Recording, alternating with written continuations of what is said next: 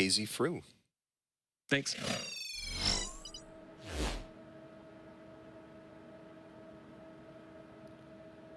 Hello. I know what you're thinking, but when you play Vice City, you gotta dress Vice City. And I'm gonna look and be the part today, and I've got some folks here to help me out with that. Joining me is not Adam AK, but EnglishBen. How are you doing? Great. I'm definitely not Adam AK, but I'll try my best to be, if that's what you want me to be. We got the best in the business that we can't afford. Also joining me is renowned brutal legend, Makkebakke. How are you doing? I'm doing very good. Very excited. Awesome. It's been a long time since this category has been ran at a GD2Q. Perhaps 2014, 2015, something like that. Ancient times. We're playing the Japanese version of the game. So the Japanese restream is probably very ecstatic. Now, as you can see, there are also some additional features. For example, you have additional player skins available to you in the Japanese version, such as... I'm not convinced there's any skins there, KZ.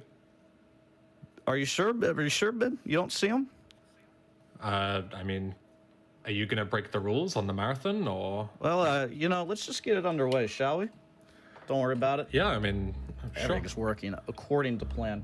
Timing starts, I believe it's after I click this button. It's been a while. It's been a long time. It's been about 12 hours since I've played. All right, let's see. Countdown, 3, 2, 1, go. Let's go, boys. It is all missions. We are not just beating the game. We are beating the game with style. Go get some sleep. With the Hawaiian print. I'll drop by your office tomorrow and we can start. And it's going to be nice and cozy for about some time here. So you play Tommy Vercetti. Thank you for the good luck. You play Tommy Vercetti fresh out of jail. And we're down south to take care of some business for our friends up north. For our friends. Maybe even our Mafia family. The first thing you do for the Mafia family is go to the hotel and have a nice rest. Have a nice sleep. Sleep it off. Sleep off the plane ride. And, of course, as a member of the mob, we have some special abilities available to us, like the ability to control time. Replays are going to be a big part of this run. So the first thing I'm going to do is come down here to this rampage icon. I'm going to make a replay over it. What does that mean? It means basically I'll be able to interact with that by proxy. I don't have to be standing on the rampage to activate the rampage now that I've saved a replay over it. 10% chance this is locked. Ah! Oh, man. Pay up, even. Pay up, buddy. If it were me, that would be locked 3 times in a row, I'm just saying. That's why you should have been in the hot seat. All right, so we're gonna play a little game here. Okay, good. I've got the cops after me. That's not so good. It's a little worrisome. Hello, sir. I'm gonna... Sorry, bro. He is on fire, and he got me. That is a start. That is an awesome start. That is a start. Don't worry. Don't worry. We're gonna do this again. There we go. We're just gonna do it again, folks. We're gonna run it back. That is the memory you should have here. Frankly, is exactly what just happened. Is it gonna be locked now? No, we're good. All right. Hopefully no police bother me this time. No problem at all. We have a very generous estimate. We have a very long run. How do you feel about what you just saw, EnglishBen? How do you feel? I mean, we were talking just before, you know, everything kicked off, right? And we were saying how the new route is certainly not very easy. But when I was talking about the new route not being easy, I wasn't talking about the first mission in the game, KZ Frew. It's a tutorial. You know that, right? It teaches people how to play the game. Well, you know, a refresher never hurts, man. Yeah, true. If you fail this a second time when you already know what you're doing, then I'm not really gonna have an answer for that. I'm sorry. I mean, you can clown on me. You've got plenty of time to clown on me, hopefully for different reasons than failing the first mission. Got plenty of time. Plenty of time. So, the important thing to know is that we have the Rampage running. It's a little mini game. It's 2 minutes long, and you have a Molotov, and there are 30 dudes that you may or may not lay waste to with said Molotov. I clearly failed in the in trying to even take care of just one. So, the important thing to know is that when this Rampage runs out, the game is going to put us back into free roam mode, even though we might be currently occupying a mission. And that's going to allow us to set up for some wonky business that'll be advantageous to time. And I do need some time now, after getting busted, perhaps right away. It's really an aesthetic that fits me, I think. So first mission done, we took the Colonel's daughter to the club. She just wanted to get out of the yachts, you know, what was her. And now we're at the second mission, back alley brawl. Front flip onto the bike is good luck. It really is. It's also fast. So we had a business deal go wrong, and we need some answers as to exactly how that happened. So we're gonna come down, come up, north, south, east, west, whatever direction, to the Malibu Club. That dude tried to lay waste to me. Did you see that? I don't even know where my bike is, man. I'm gonna have to. It's way down the street, I think. No, I guess I won't have also, to exit the club again. You made it. How many more people Okay. got time, man? Cool. Well, I found my bike. It still works. It's all good. So we've been pointed to a point of contact here, and we've got to put on our best face for this man. And by that I mean front tire. Collect his phone, and you'll notice, of course, the Rampage is no longer running. It ran out during the mission. That means I can just start it again. There we go. And now that I've started it again, we're back into the mission mode. And we've just met Lance. The first thing I do when I meet someone new is let them drive my car. One thing you gotta realize, Especially when it's a very expensive sports car. Yeah, I know. One of the most expensive. What is it? Ben, do you know cars? No. Is this a Lamborghini? I cannot legally drive. I have no idea. All right, well. You know, I do believe this is a Lamborghini. see? Thank you, Mark. I really appreciate that. All right, so we're going to the gun store. We're just kind of going to look in. Nothing we really like. We don't need any of that. Let's just drive off and go back to the hotel. We're very tired. We're tuckered out, man. It's time to get some more sleep. There's a cutscene outside of the hotel I did not trigger at the start of the run. It's going to activate now. It's a very short cutscene, and when the cutscene ends, we have movement again on foot. So the Rampage is just about to run out. We have 50 seconds left on it. I like that number, 50. We're going to take a car, and we're going to head in the direction of the next mission. We're going to take a phone call. And that's going to be our first phone call. Phone calls are very important in this game. Every single one is routed out. They're going to drop a molly at my feet. No problem. You can't skip them. You've got to listen to every single line in a phone call, or it's not counted as complete. You have to be on foot for that. So you can't talk and drive at the same time. We're very smart. We're very responsible gamers and citizens. At 3 seconds, I'm going to walk back in. And I'm going to skip the cutscene. The Rampage is going to run out. The mission is going to start again. And in doing so, this cutscene is going to play out. This is a very tragic occurrence here. Double whammy. Florida moron. All right, and we're going to try and get on the moped. And then the mission is going to pass. Guilty is a dirty word. You know he's not guilty. Voila. The reason this happens is because these cars spawn on top of each other and damage each other, and that's what you're supposed to do during the course of this mission. I'm going to grab a close icon and make a replay over that. And the reason I'm doing that is it's going to come out in handy in many different ways throughout the course of the early game. I'm going to take another phone call, and I'm going to initiate a slide. We're gonna bunny hop around a little bit. Nice little animations going on. Gonna grab an Uzi because you do need guns in this game. You do things like eat the phone. Come on, Tommy, eat the phone. He's not eating the phone. All right. We're gonna push this just a bit to face north.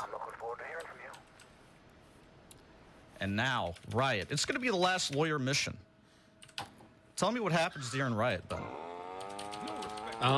Well, Riot is a pretty simple mission. The idea is that you just have to blow up a set of vans. Usually you would have to set off and trigger a riot by beating up a bunch of guys.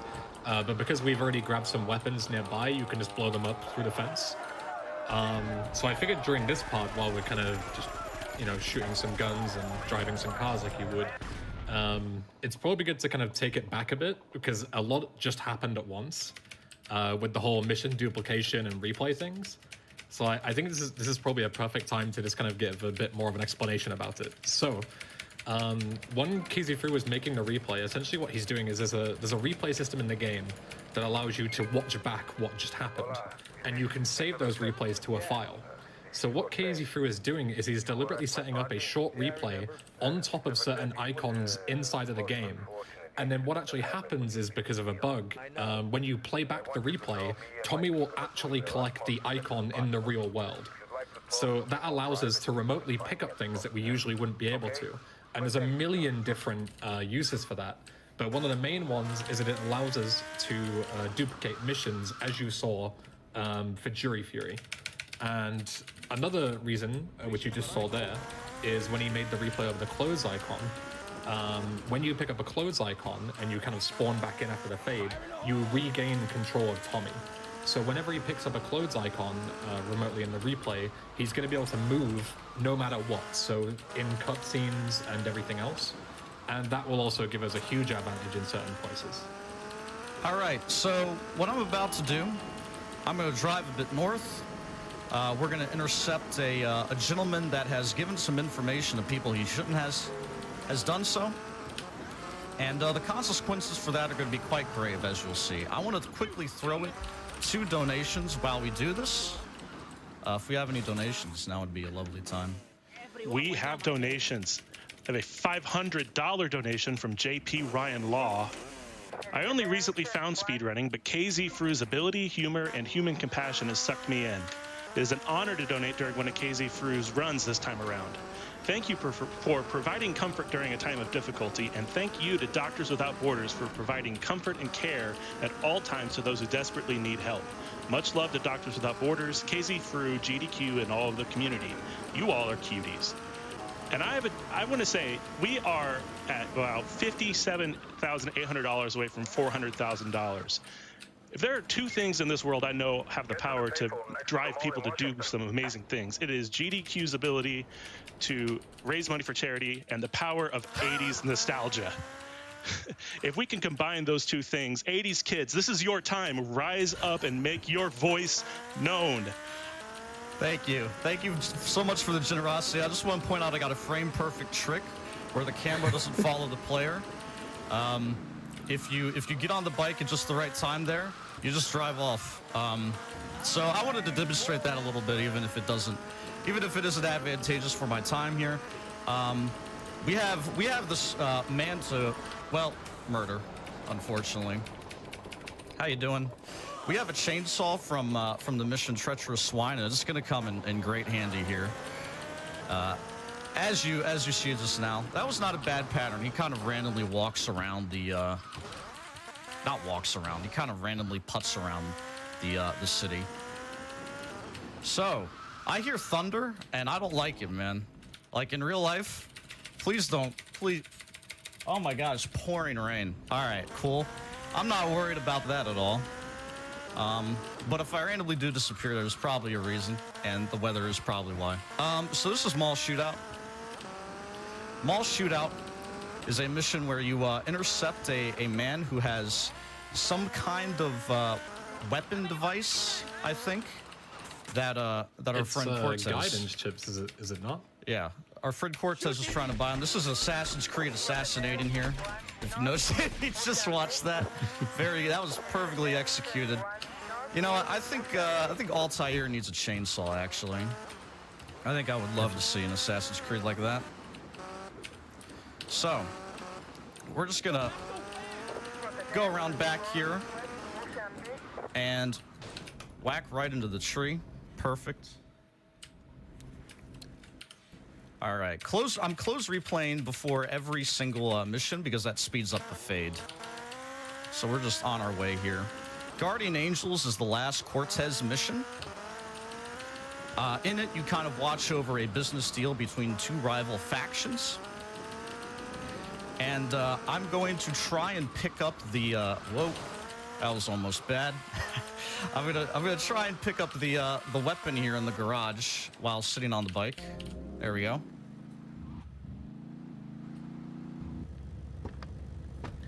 No problem at all. Are you getting grenades during GA? Yes, I'll be getting grenades. All right, okay. Where am I going? Dude, where am I going? We go this way. All right, we're fine. I won't go full out on an explanation then, but what I will quickly say is, as KZ3 mentioned during Roadkill, where we had to kill the pizza guy, there is quite a lot of luck involved in this run, but it's also, if you're good enough, it is manageable. You can recover. There's a couple of places where, oof, that is a harsh crash. That's my fault. Speaking of, yeah, but as you say, a lot of the luck is manageable, and if you play well, then you can deal with it. If you're KZ3, then you fall off your bike. But you can crash your game later on because we will be doing a whole lot of glitches. So we will be saving and make, just in case the game does crash. And there's safety saves and everything. So we'll definitely be getting into more harsher commentary later on because of how technical the run gets. I'll be saving once, man. I only save one time. I don't repeat myself. 2 saves? More than one set. Come on, it's a safety save, not safety saves. All right, so I'm going to drop to street level and run away from the business deal that I am trying to protect, and instead flip my camera back around to face the direction of it, and jump sideways. The reason I'm doing this is the fastest way to move around while facing a direction that isn't the way we're going. And then I've got the grenades, and I'm going to run back, try not to get run over by the man that just spawns right here. Oh, man. We have missed some action. Whoops. I don't think we did our job. Yeah, the main reason why KZ3 wasn't just running towards the police station to collect the grenades, is because if you run too far away from the deal that's going on, you'll fail the mission because you've abandoned the deal. But the check in the game is actually just as long as Diaz is in your camera view. So even if he's behind a wall or anything like that, as long as you're looking at him and he's in the camera view, then the mission won't fail. So you just need to make sure you always look at him. All right. And you can go wherever you want on the map. So I'm setting up for a very quick kill on these two guys, and I want to have movement during the cutscene. I got to play the replay at just the right time for that. I got it. That's good. I got it. Yes! I think I failed that at last GDQ, man. Let's go. Hey, buddy, how you doing? I'm moving in the cutscene. You didn't even have a chance, bro. I am the perfect employee, man. I have already delivered your briefcase. See you later. Walking away from him. We're gonna get on the bike. That's what I was talking about earlier with gaining control in cutscenes with close replays and how broken replays are in this game. So as you saw there, KZ3 was able to kill a guy that you usually have to chase, and then also get off and leave Diaz before he even has anything to say to you. And then he's going to once again show Tommy's superhero-like abilities by zipping straight through this gate. Boom. Let's go. That is usually locked until Diaz tells you to come to his mansion. But Diaz is actually going to put the phone down, saying, please come to my mansion, I've got some work for you. And we're already going to be at his front door ready to take the missions. Because Tommy is just, he is superhuman by trade. I gotta finish this run before the storm claims my power, so... If there's any incentive to be fast. Yep. All right, man. This is the chase. This is the first Diaz mission. It's not so much chasing him as it is kind of running right past him and then driving his vehicle for him to his own hideout that we're not supposed to know the location of, but we do because, we've played the game before. As we're doing this, I'll maybe throw it to one donation.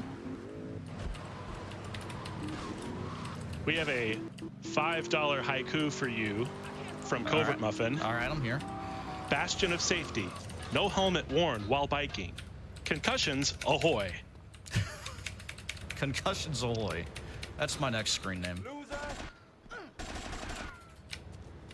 All right, so we're on the roof now, and he shot at us. It's very unkind to do something. Haven't even exchanged maybe 2 words. But by tapping sprint, simply by tapping sprint, we can catch up to him because sprint stamina does not deplete as fast as it would if you're tapping it as opposed to holding it. So we're gonna yank the driver out during the cutscene. Gonna execute him. I'm gonna play a replay. I'm just gonna do this kind of safe. Okay. I'm gonna do this safe because the cops are here. So, pulling out the guy out of the car, blocking the driver's side door as he's getting in means he's gonna sit there in stone cold silence. Oh my God, I should pay attention where I'm going. But, And the stone cold concrete that Casey Frew just hit with his car. yeah, a little bit of whiplash as well to really make him extra stoic. All right, so play a quick close replay right before hitting the end trigger so we can turn around and drive in the cutscene. You'll notice my feet are sticking through the bottom of the vehicle. That's totally normal. This is a little Flintstones mode for you. Oh, forgot to hold the button. Hold the appropriate button here. So, this is probably, I'd say the second deviation of any percent no SSU, which is a category I've run a few times in this marathon. But now we're going to do a mission called Waste the Wife. And the reason you do Waste the Wife right now is because the vehicle that we are in possession of is not one that's supposed to be driven by the player. So it is extra heavy.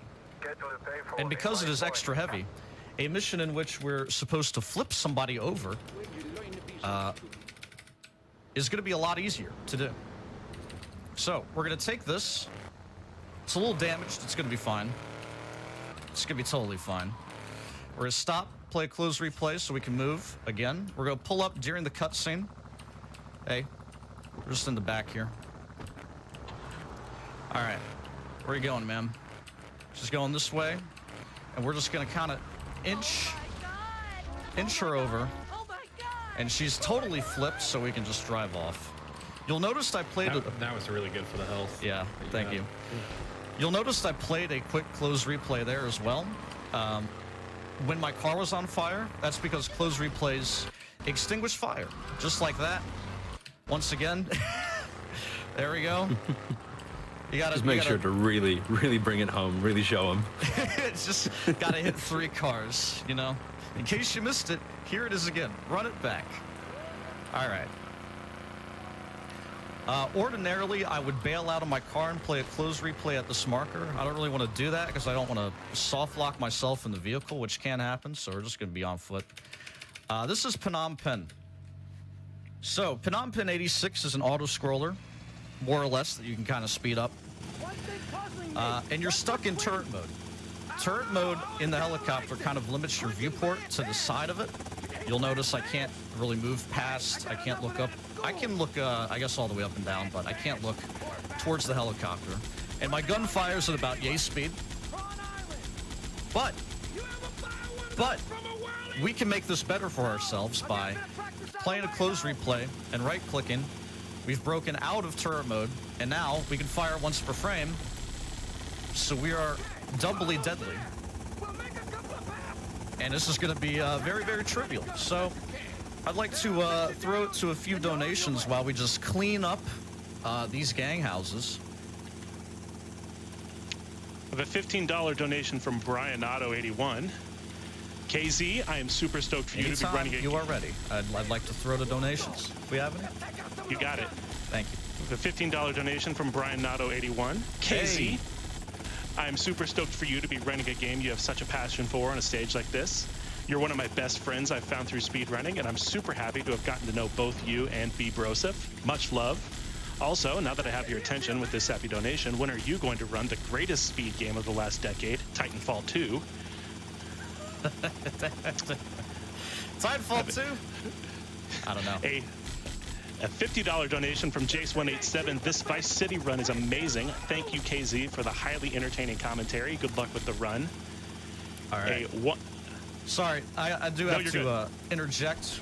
We're going to wipe out these 3 guys, and we're going to shoot Lance at just the right time. He's going to drop the helicopter for us. I have 49 HP, so I hope this goes well. Please do not do anything gross. I've never died here on 49 health. You'll be fine. Oh. Oh, we in there. We in there. All right. Easy. All right. We're going to do the fastest boat now. Start the next mission drive. You can get to that donation. $100 donation from Spoon Galaxy 168. Good luck on the run, KZ. Your GDQ runs are always a highlight of the week for me. Shout out to everyone working behind the scenes to make this all possible. All right. I will be getting health for this. 23 HP on fastest boat. I don't know, dude. Oh my god. The KZ Fruit classic healing instead of knowing how to take 0 damage on this mission. Look, man. All I know is you need to call up Big Law and ask him how many points that was in Tony Hawk just now. You would know, too, actually, Mr. EnglishBen. The 50-50 on the rail there? Yeah. That was a pretty solid attempt. I'm not sure how safe that would be if a skateboarder were to do it in pouring rain like that. I don't think they would have attempted it, but KZ Fruit, the madman, was more than ready to attempt that. Call him the Nigel Houston of Vice City. Definitely losing some points on the sketchy landing. Yeah, I know, man. Quite a bummer. All right, so fastest boat. This mission actually exploits a mechanic of the game where you just, if you hit enter vehicle near a boat, you just get in the boat. So we just get in the boat and we drive off. You're supposed to fight through the compound, lower the boat. It's going to be this real dramatic thing, you know, kind of a standoff. But instead, you just get in, you can get on your way. Now, in all missions, we actually use this boat again. But if we just leave it at the dock, it despawns. So what we got to do is enter the boat and just repark it right up against this thing. It doesn't despawn, Mr. Free. You use it for the next mission. I know. Have you ever played this game before? No, I'm saying so it doesn't despawn. I'm doing that. You said if we don't move it, it despawns. Okay, well, but it doesn't. Okay, you take it. Mark, did you tell EnglishBen he's banned? Thank you. Just why are you booing? I'm right. He is right, folks. He's right. He's right. All right. That's a point up nerd emoji on that one. Supply and demands. If you play 2 close replays while jumping into the marker, I didn't do it right. Never mind. Never mind. But you can move during this cutscene. My timing was probably like 1 frame off. Outstanding. Anyway, nonetheless, in this mission, we used the boat that we just got for our friend Diaz. We're still doing missions for Diaz, folks. And Diaz wants to collect goods or something, weapons, from this black market dealer. And the black market dealer only deals to the first person to arrive when he opens for business. So we have to race other boats, and that's gonna be us. We're gonna win. We're gonna. Yeah, you can easily outsmart all these other people by just taking the actual fast route, because none of them take it. They all take the slowest route possible to the boat. And they all get salty about it, so they chase after us here. We're just gonna yell abrasive comments at them. I'm actually not going to. Yeah, I will. I'll do the close replay thing. Why not? It'll be a little fun. Absolutely should. It's funny. Whee! There we go. Maximum power and speed. This isn't really even necessary, but it is fun. What is necessary is throwing it to our host, please. Donations, comments, concerns, anything? I've got donations, if that counts. Perfect. $100 from Camwin. This $100 is for getting the replay glitch this time and getting the motorcycle during the cutscene. That's hilarious. And we have a lot of love going towards our Minecraft incentive. $25 from Prince Mai. Let's start a $5 train to get Minecraft on the schedule. Here, I'll get y'all started with $5 each. $25 from Shanghai. I always love KZ's runs. He's a joy to watch. Let's make Minecraft happen. Thank you, man. Thank you. Thank you. And yeah, just a quick update. We are basically at $60,000 towards Minecraft. That's 15% of the way to our $400,000 incentive to get Minecraft on the schedule. We have made a lot of progress to get there, but we have a long ways to go. We can do it, though. $5 train, anything you can do to help us get that. This is the time to do it, guys. Let's go. We can do it. Can do it, man. Get it in there. We can meet every bonus game we've done so far. We're going to drive off the boat here. Please donate for Minecraft. Got a long way to go. Long way to go for this run. Minecraft is a really awesome speedrun. Oh yeah, oh yeah. We're gonna need to see that. Okay, so I drove off in the boat. We're gonna do my strat, my really dumb strat. We're just gonna ramp this onto land. Here we go. Oh no. Oh yes. Oh my god. Oh my goodness. Only at GDQ. And, oh my god. What a launch. Is going back to the first mission of the game. Apparently, you're gonna go and get some revenge on that police officer who busted in at the other side of planet Earth. I wasn't supposed to go that far. All right, hey, what's up, man? I'll take that bike. And of course gets rewarded for his silly antics with a really lucky bike spawn. Who wouldn't? Who wouldn't? I've cleared that building maybe once in my whole life, so doing it again is outstanding. Very impressive. Yeah. Dead on. All right, so, sir, yes, sir. It's gonna be, this mission's gonna be pretty straightforward, but immediately after, it's gonna get kind of weird, because the mission ends in sort of the middle of nowhere. But what we're gonna do is take a call. We're gonna make a replay over a Rampage icon during the phone call, because that way, when you're on a phone, the game also considers you on a mission, so you can't interact with any free roam collectibles or anything. Well, packages, but I mean like rampages and stuff. In order to get this tank, I'm gonna do something a little fun. I'm gonna try to do something a little fun anyway. We're gonna shoot the I'm gonna shoot the gunner. The driver's gonna get out, and then as I'm getting in, I'm gonna throw a grenade.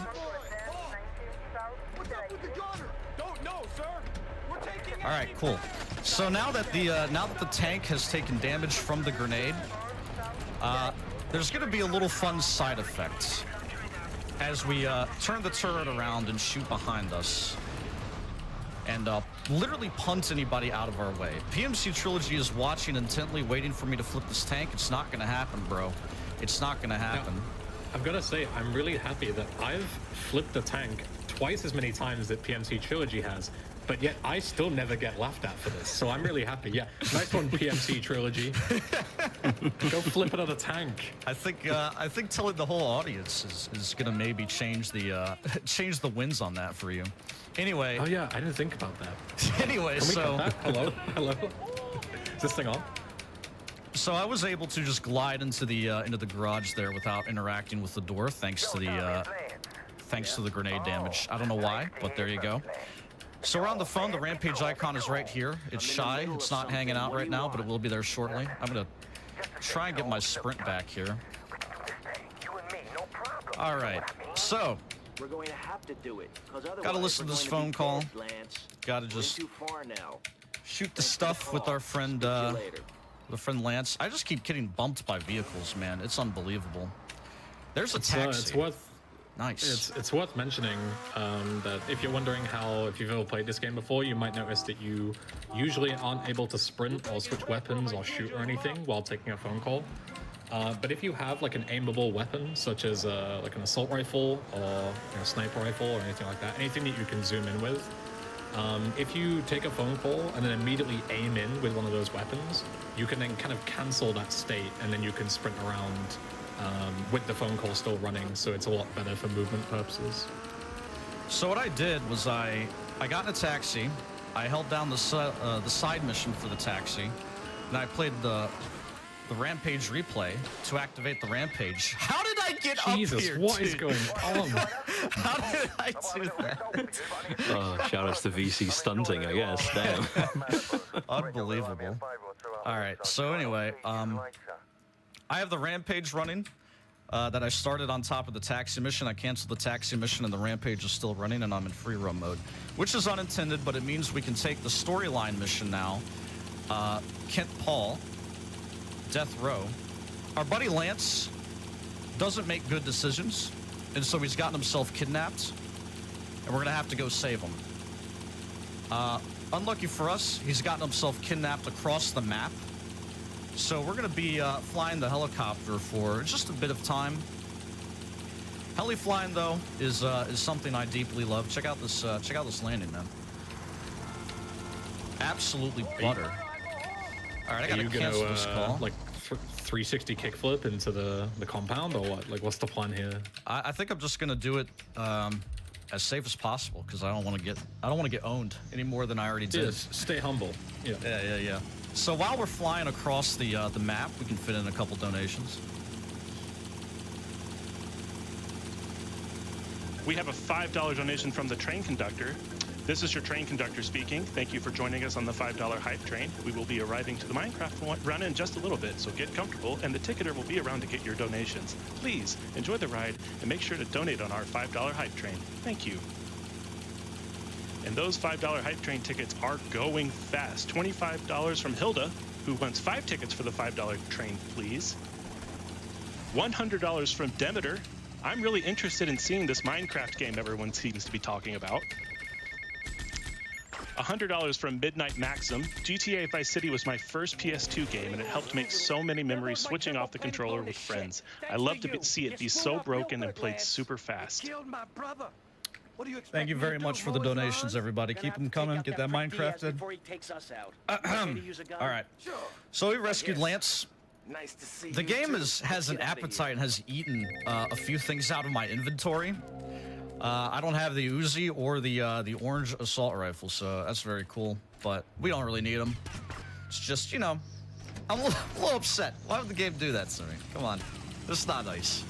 Please. Yeah, you can get the Uzi well, the Uzi you can grab at Shakedown, but the rifle is supposed to be taken away from you at the end of supply and demand. Like, that always happens.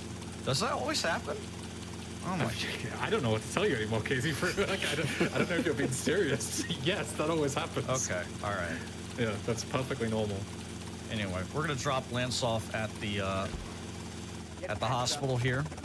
So there's a thing with phone calls you can do. Phone calls in this game only trigger when you let go of the button that is the input for them. So what I mean is, I answer phone calls with tab, but the call doesn't actually get picked up until I have pressed tab and then let go of it. It's the letting go that activates the phone call. So to prime it, I can just hold it for as long as I want. So the phone started ringing after I picked Lance up. I'm holding down tab, I'm priming that call until I want to take it at just the right time. I'm going to use the phone call to actually start the next mission twice. And the purpose for that is to get double the reward money, so I get $100,000 instead of $50,000. So we're going to put the helicopter down here and run into the marker. We're going to take the phone call. The phone call is going to end. It's going to put us back in free roam mode, and then we're going to start the mission again. So there you go. You can see the cutscene playing twice. There's going to be double the amount of goons here as usual. There are going to be 2 at the door. Just kind of fade in each other there. We're going to clip inside the mansion. Take down the 2 Diazes that are now here. And then promptly leave. It is what you should do after you commit a crime, is flee the scene. And now we own this mansion. That's how it works, ladies and gentlemen. We now have we own the biggest building in Vice City now. And thus begins the part of the game where you take over all the properties in Vice City, doing all the missions for them. Grab the Uzi. Yep. Yes, nerd, I got it. Thanks. Got it. He doesn't think see, who does he think I am, guys? I mean, someone who doesn't understand basic gun mechanics. Stick to explaining the law, Casey Fruit. That's all I'm going to say. All right, basic gun mechanics. Left click is shoot. Anything else? No? All right. Don't know. Couldn't tell you. I watched Casey Fruit's guide for this game, and he didn't explain any of them. Buddy, we're gonna have words. I love this man, don't worry. All right, so we have 5 minutes to break some windows, and we're gonna promptly do this. We're going to come to the mall where we break the windows. We're gonna, nice and easy, set her down. We don't use that helicopter again. And now we break all the designated windows in the mall, the little purple blips on the map. You'll notice the screen flash every so often. That's me playing a very, very quick replay because that reloads the gun. There we go.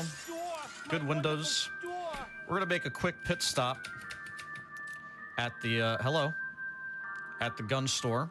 I want body armor, I want grenades, I want a sniper, and I want more Uzi ammo. You know what? Give that to me. Just a bit more. I don't know. I don't even know if I need it, frankly. But You don't need it. yeah, bigger numbers make me feel better. We're gonna throw some nades at the shop windows up here. 1, 2. Out of my way, sir. Okay. The last set here. They keep shooting me. It's really not nice. So Oh my these God. windows are actually random. How many bullets it takes? It will never break on the first bullet, but then it's random every single time you shoot every bullet subsequently.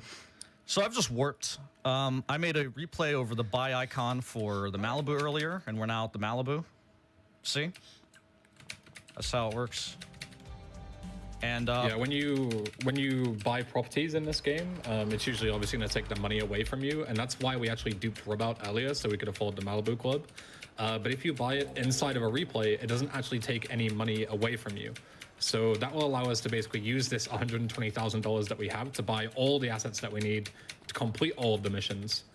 And then if you do buy an icon, it will play a cutscene where Tommy is teleported to the asset. So it basically works as a teleport as well. all right, Ben, favorite mission, high stress moment. Four stars, 5 stars.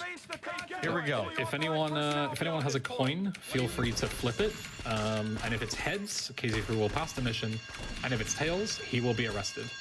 This is this game is usually very consistent, but this mission is the first kind of hurdle where dealing with 4-star police can just become a complete nightmare, even for somebody who has mastered this game, such as myself and not KZ. All right, buddy. And that's not even the only part of this mission. You're also doing a little something extra, are you not? What am I doing extra? Aren't you going to a certain property during this mission? Yeah. So, Yeah? Oh yeah, but yeah, that's. I mean, slowing down with 4-star police Yeah. is definitely It making certainly it doesn't at make least it a little easier. bit more difficult. Yeah. Yes, exactly. if you saw my Miami Vice run on Friday, you'll notice the Miami Vice are in fact here. Oh my God, sir. All right. He was going for his own little kickflip of his own, but didn't quite work out. Didn't stick. Come on, buddy. Oh, Let's God. go. It's fine. All right. I'm going to actually shoot them so they get out of the car and don't bother me.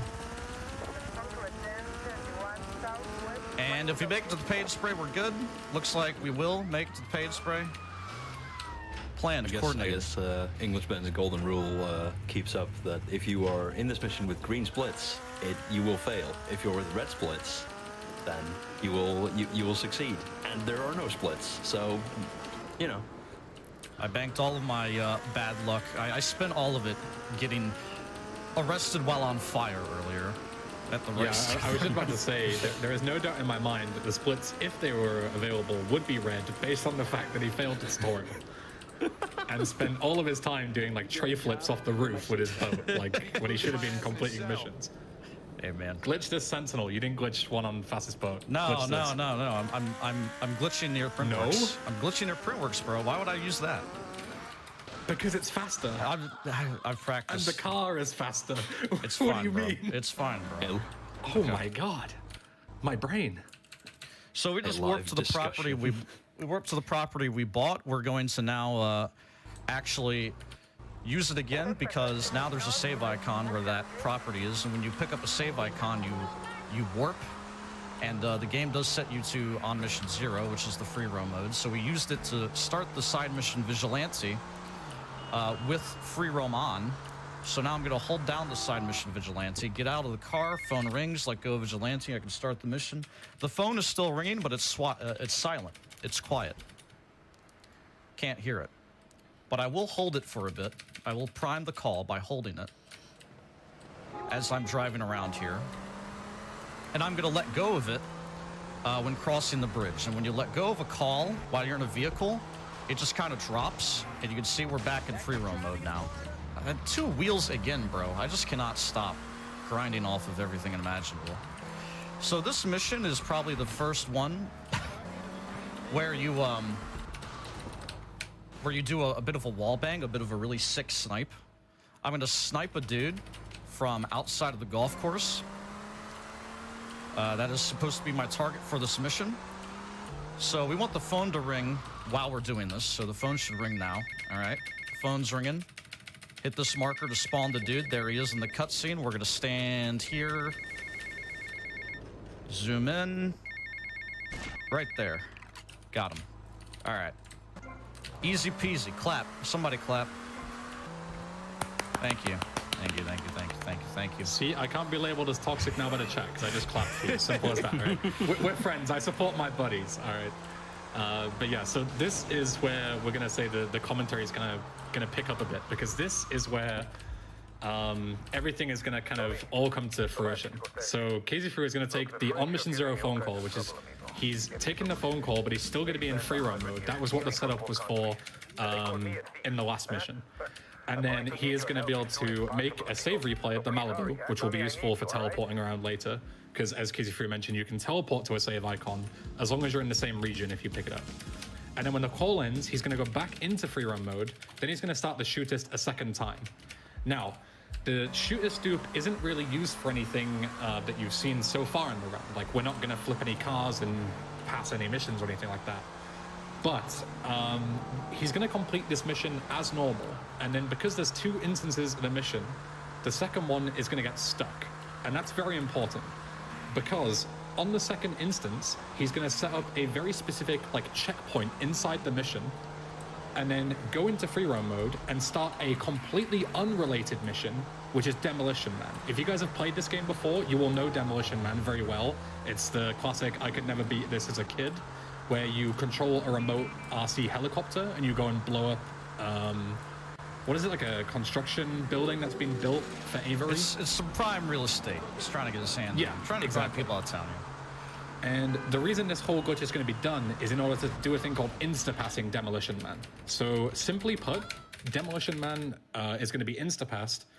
And the way it works is it's very complicated and requires a lot of coding knowledge, but I'll dumb it down because even I don't really understand it. But what he's going to do is he's going to start mission A and then start mission B.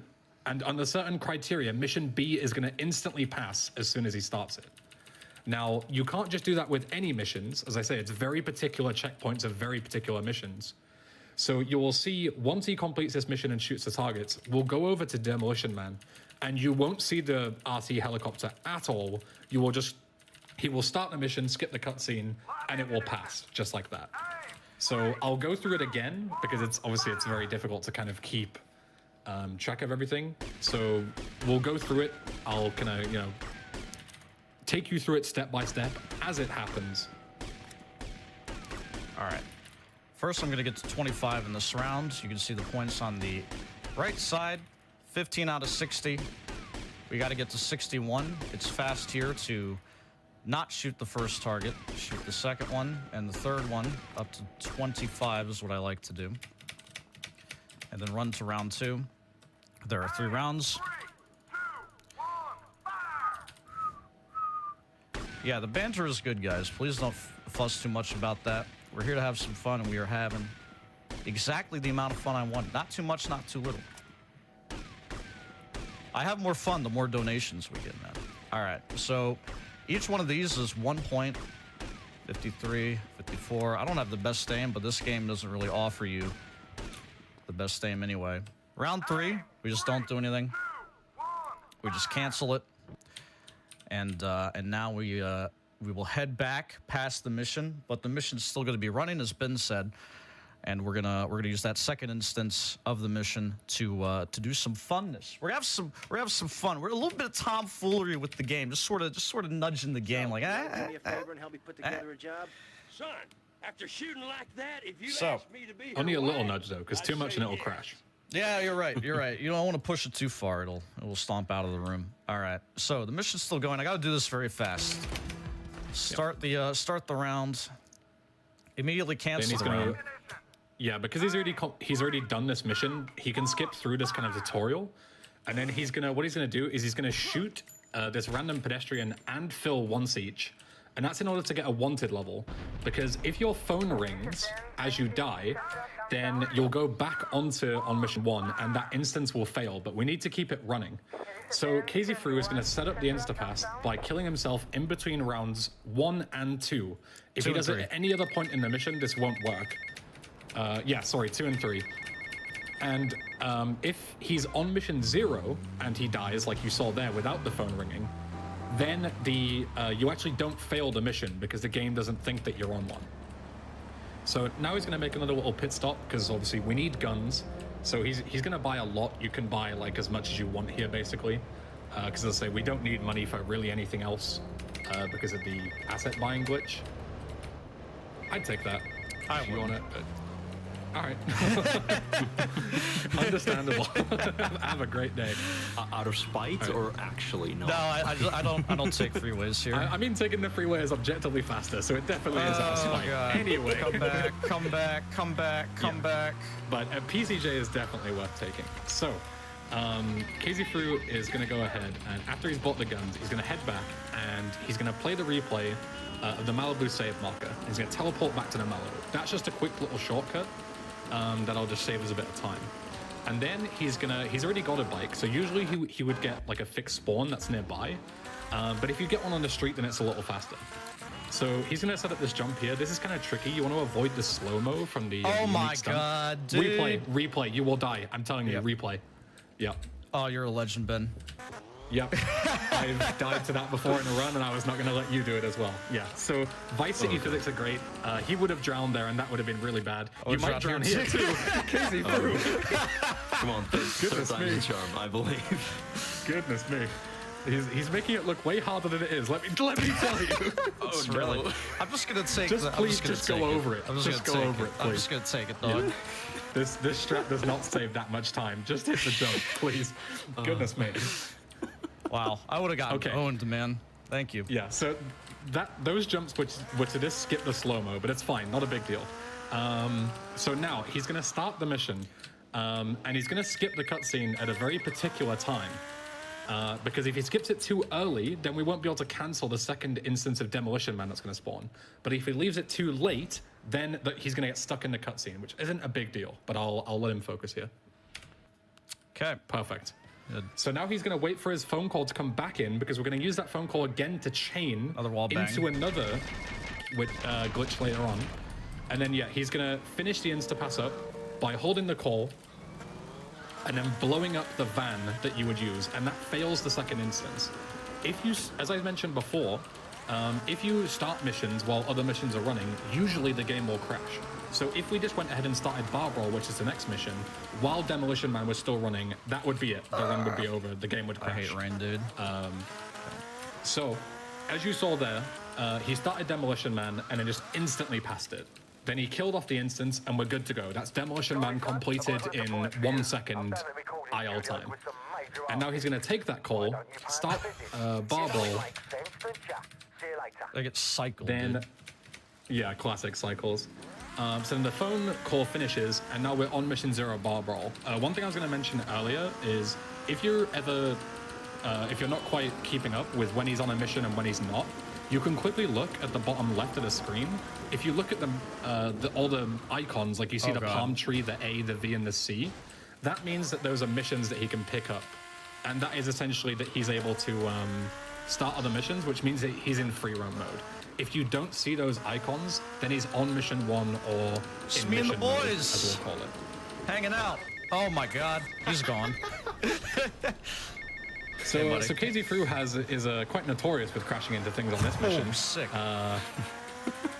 Let's hope that lamppost is the only thing that he hits.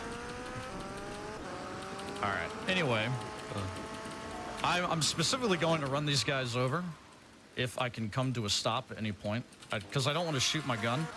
So I do that. Well, I'm gonna have to. You can shoot the second guy. It's fine as long as you don't shoot both of them. Oh, I didn't get the skip. Stop, dude. It's fine. It doesn't matter. It's like a 2-second save, which I might need at this rate. But yeah, the important part, the reason why you wanted to run them over is because you don't want to get a wanted level at this point, because you want your phone to be ringing so you can chain it through these missions, and you cannot get rang by one of your friends if you are wanted by the police. That's how so it he's works. now going to wait for his phone to come in again, and then he's going to... You need to kill the other guy as well. Yeah, I know. I drive up to this guy. Oh, you do it this way? Okay. Yeah. Because yeah, that makes sense. It's impossible for me to like get back on the bike after shooting. Yeah, it's really tight.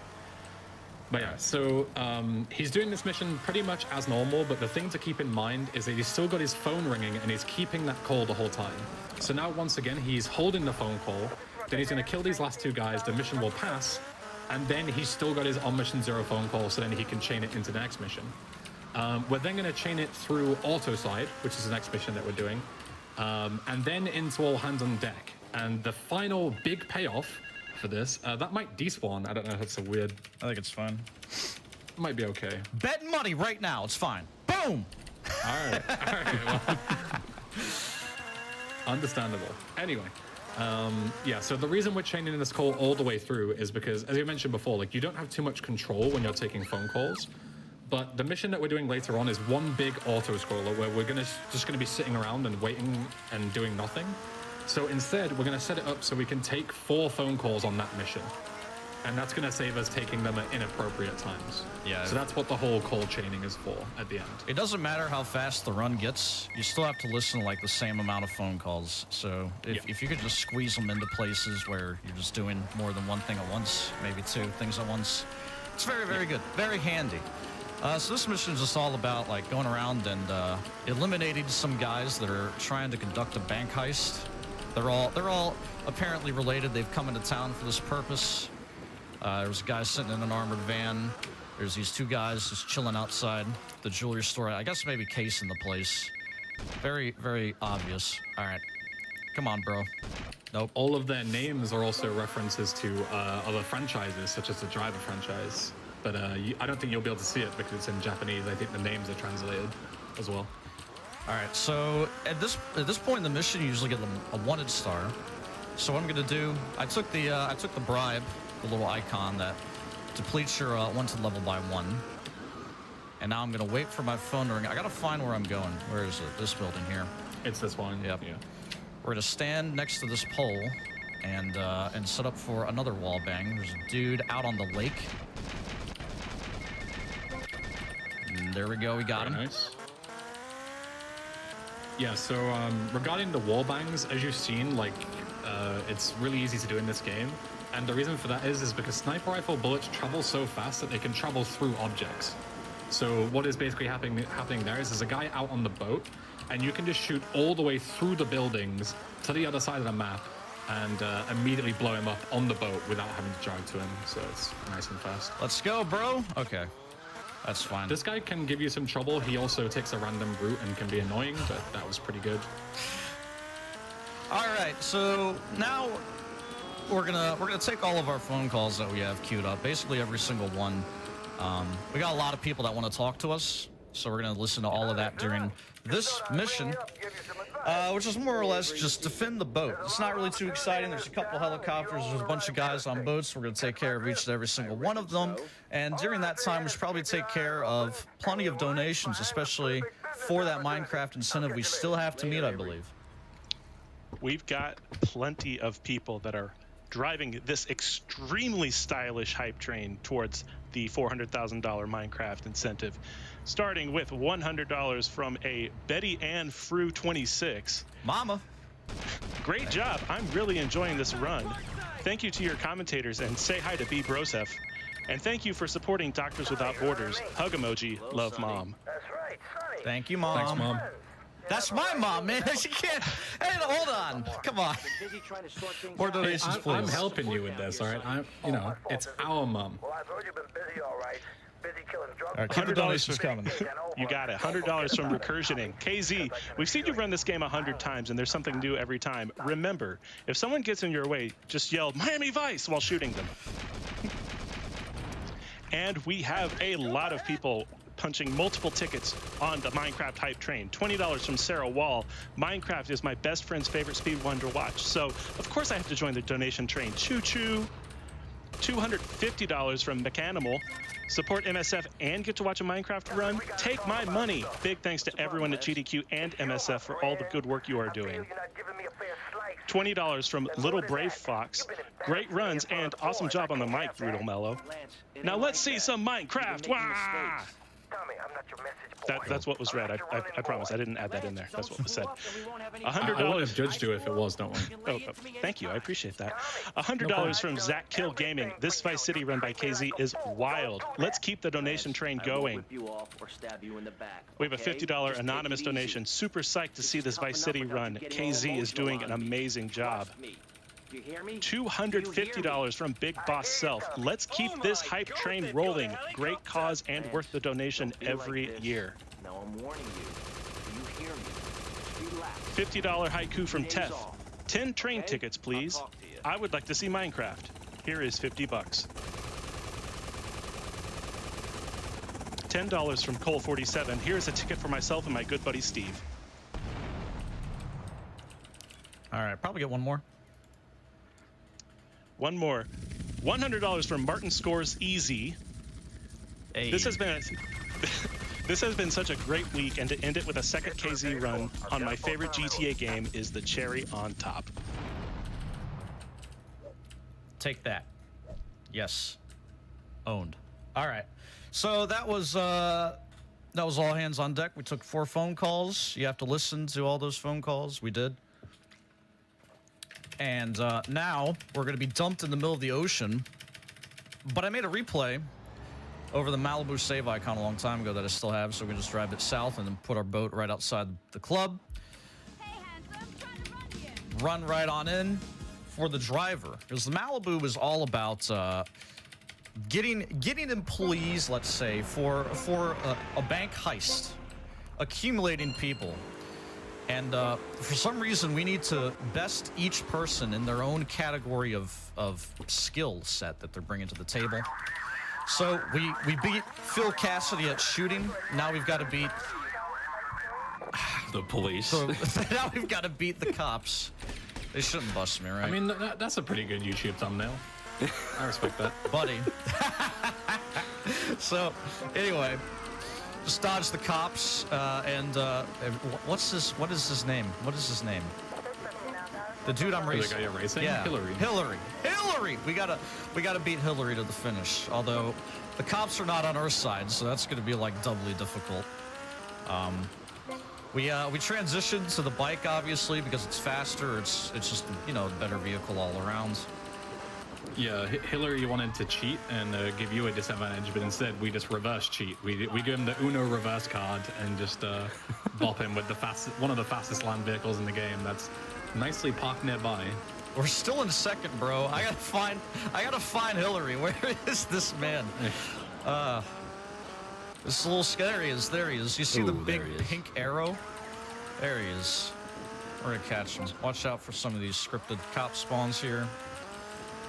Speaking of pink things, if you're looking at the radar, you might notice that there's still two markers that look the exact same as the markers for the checkpoints, but those are just stuck because of old missions that we've either duped or, you know, done some sort of on-mission trickery with. All right. Yeah, a lot of the time when you finish missions on mission 0, the blips won't be cleaned up for some. This is gonna be interesting. This is going to be to the hair right now, I believe. Absolutely destroyed, son! Except it isn't to the hair at all, because Hillary takes the most horrendous route around that corner for no reason. Oh, it's like he wants to lose. Landing from the bridge? That would have been a shame. All right, serious time for this jump. Okay. There we go. That's decent. Whew. We got the slow-mo, but at least you but made it first try. You know, it's whatever, man. All right, we're Small in there. victories. This is 2-bit hit. We got to go across the map. We got to pick up some grenades, and we got to get an outfit, and we got to make a rampage replay. During this time, some donation comments and donations in general for Minecraft would be appropriate, I believe. $100 from Anonymous. KZ Fru has got some mad ups during this speed run. Let's keep the Minecraft hype train going. $20 from Troubled Clef. Choo Choo times 4. These tricks by KZ Fruit deserve it. Let's get this Minecraft run. $15 from Fireman. Good luck with the run, KZ. P.S. Please don't save a replay over this donation.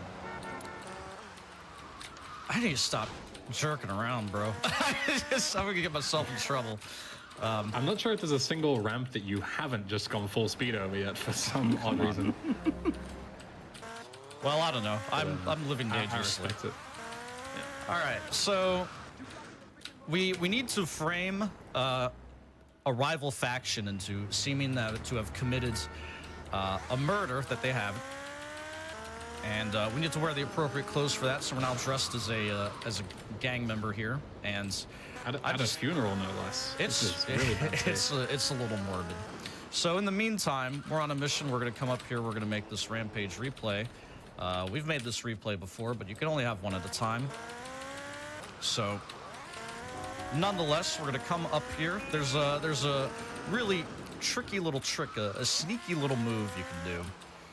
If you stand on the bike against the wall, you can kind of shoot them over the wall and then be on your merry way without really getting into much trouble. Yeah, it's very important to like for part of the mission that you need to get spotted by the gang. That's why you jump up and kind of, you know, show yourself over the wall. And here KZ Fruit is actually going to use like a quite complicated trick with the replay system. But basically, he's been using the F3 button to play back his replay from a file that I mentioned before.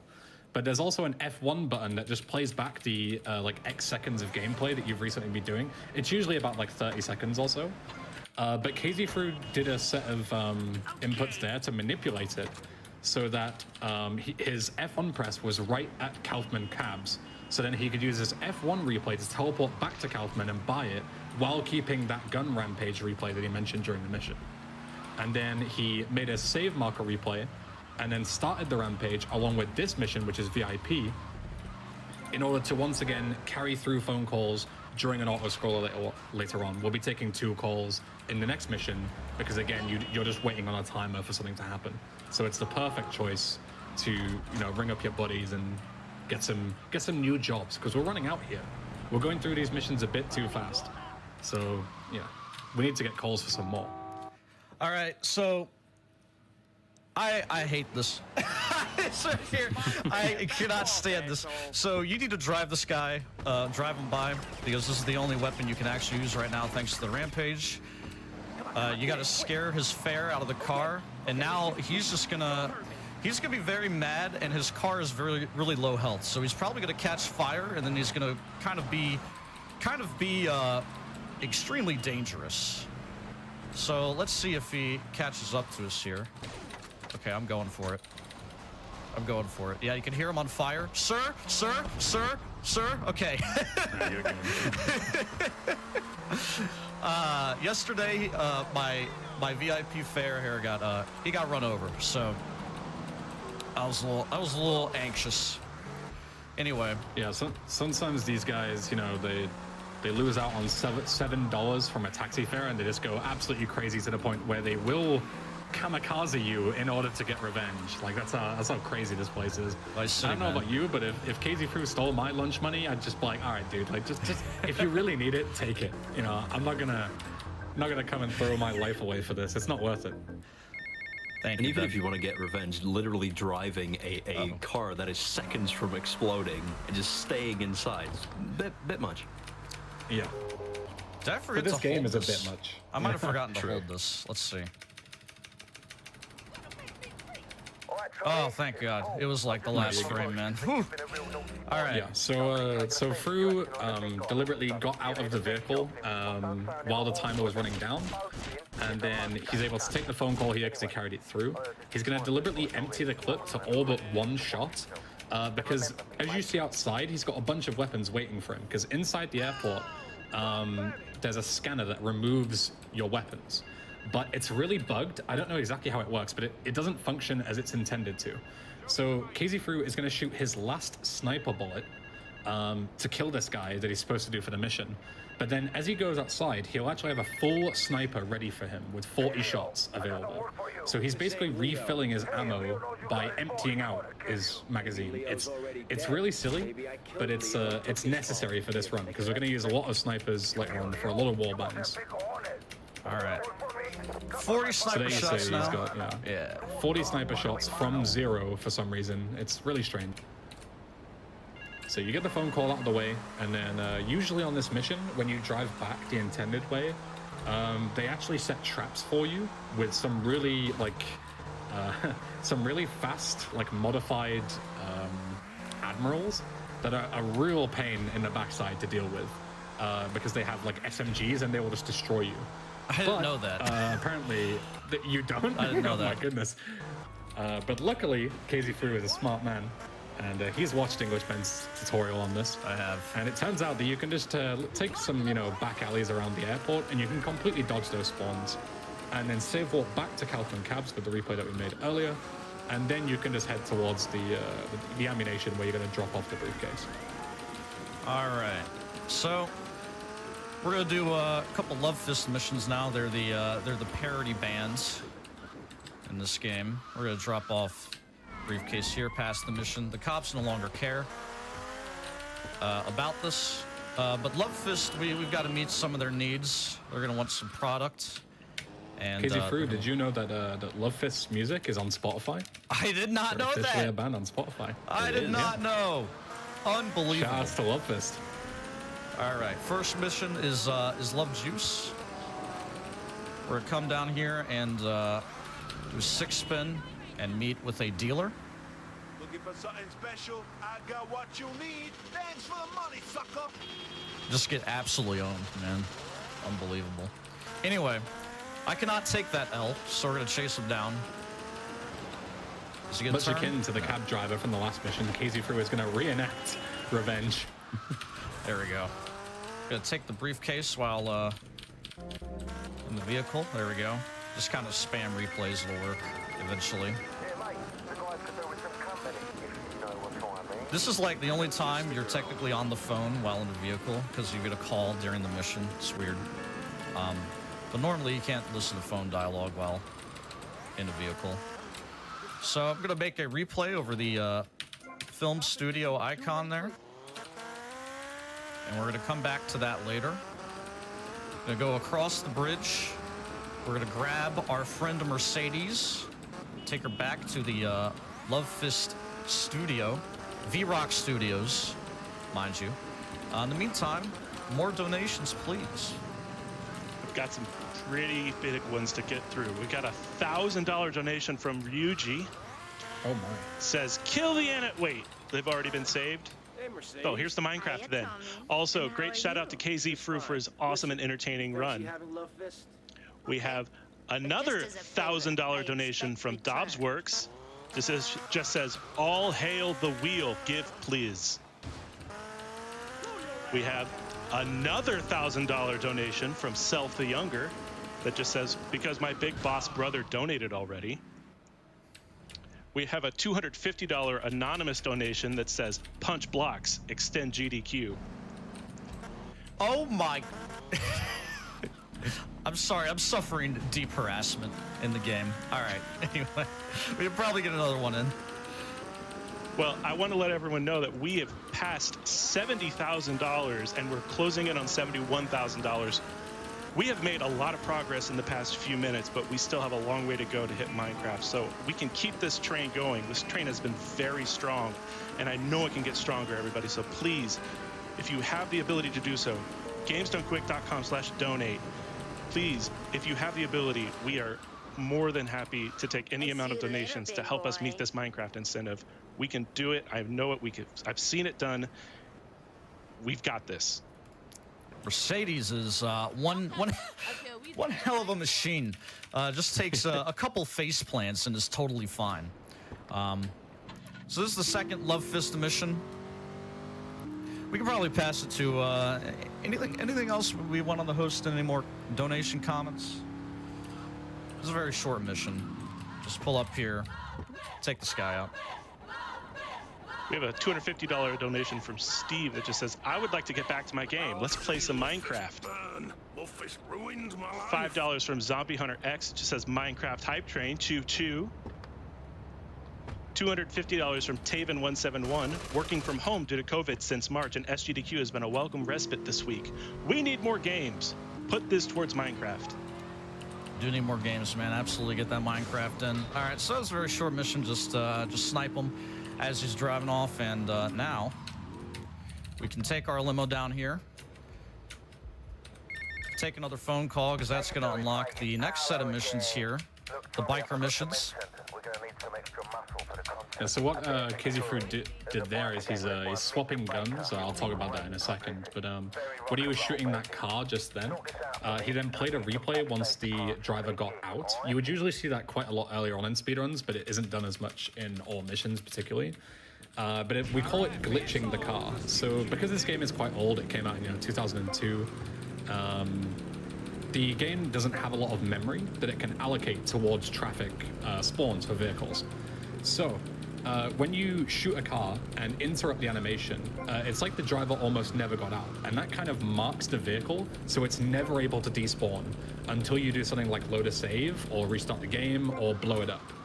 And that's actually really useful for us because it means that we can place vehicles in certain places where we need them, and it also gives us less traffic on the road. And as you can see, when KZ Fruit has full traffic, he hits a lot of things, so he really needs to make sure that he glitches these cars. I mean, that just because, goes oh boy, well. otherwise we're going to be here all day.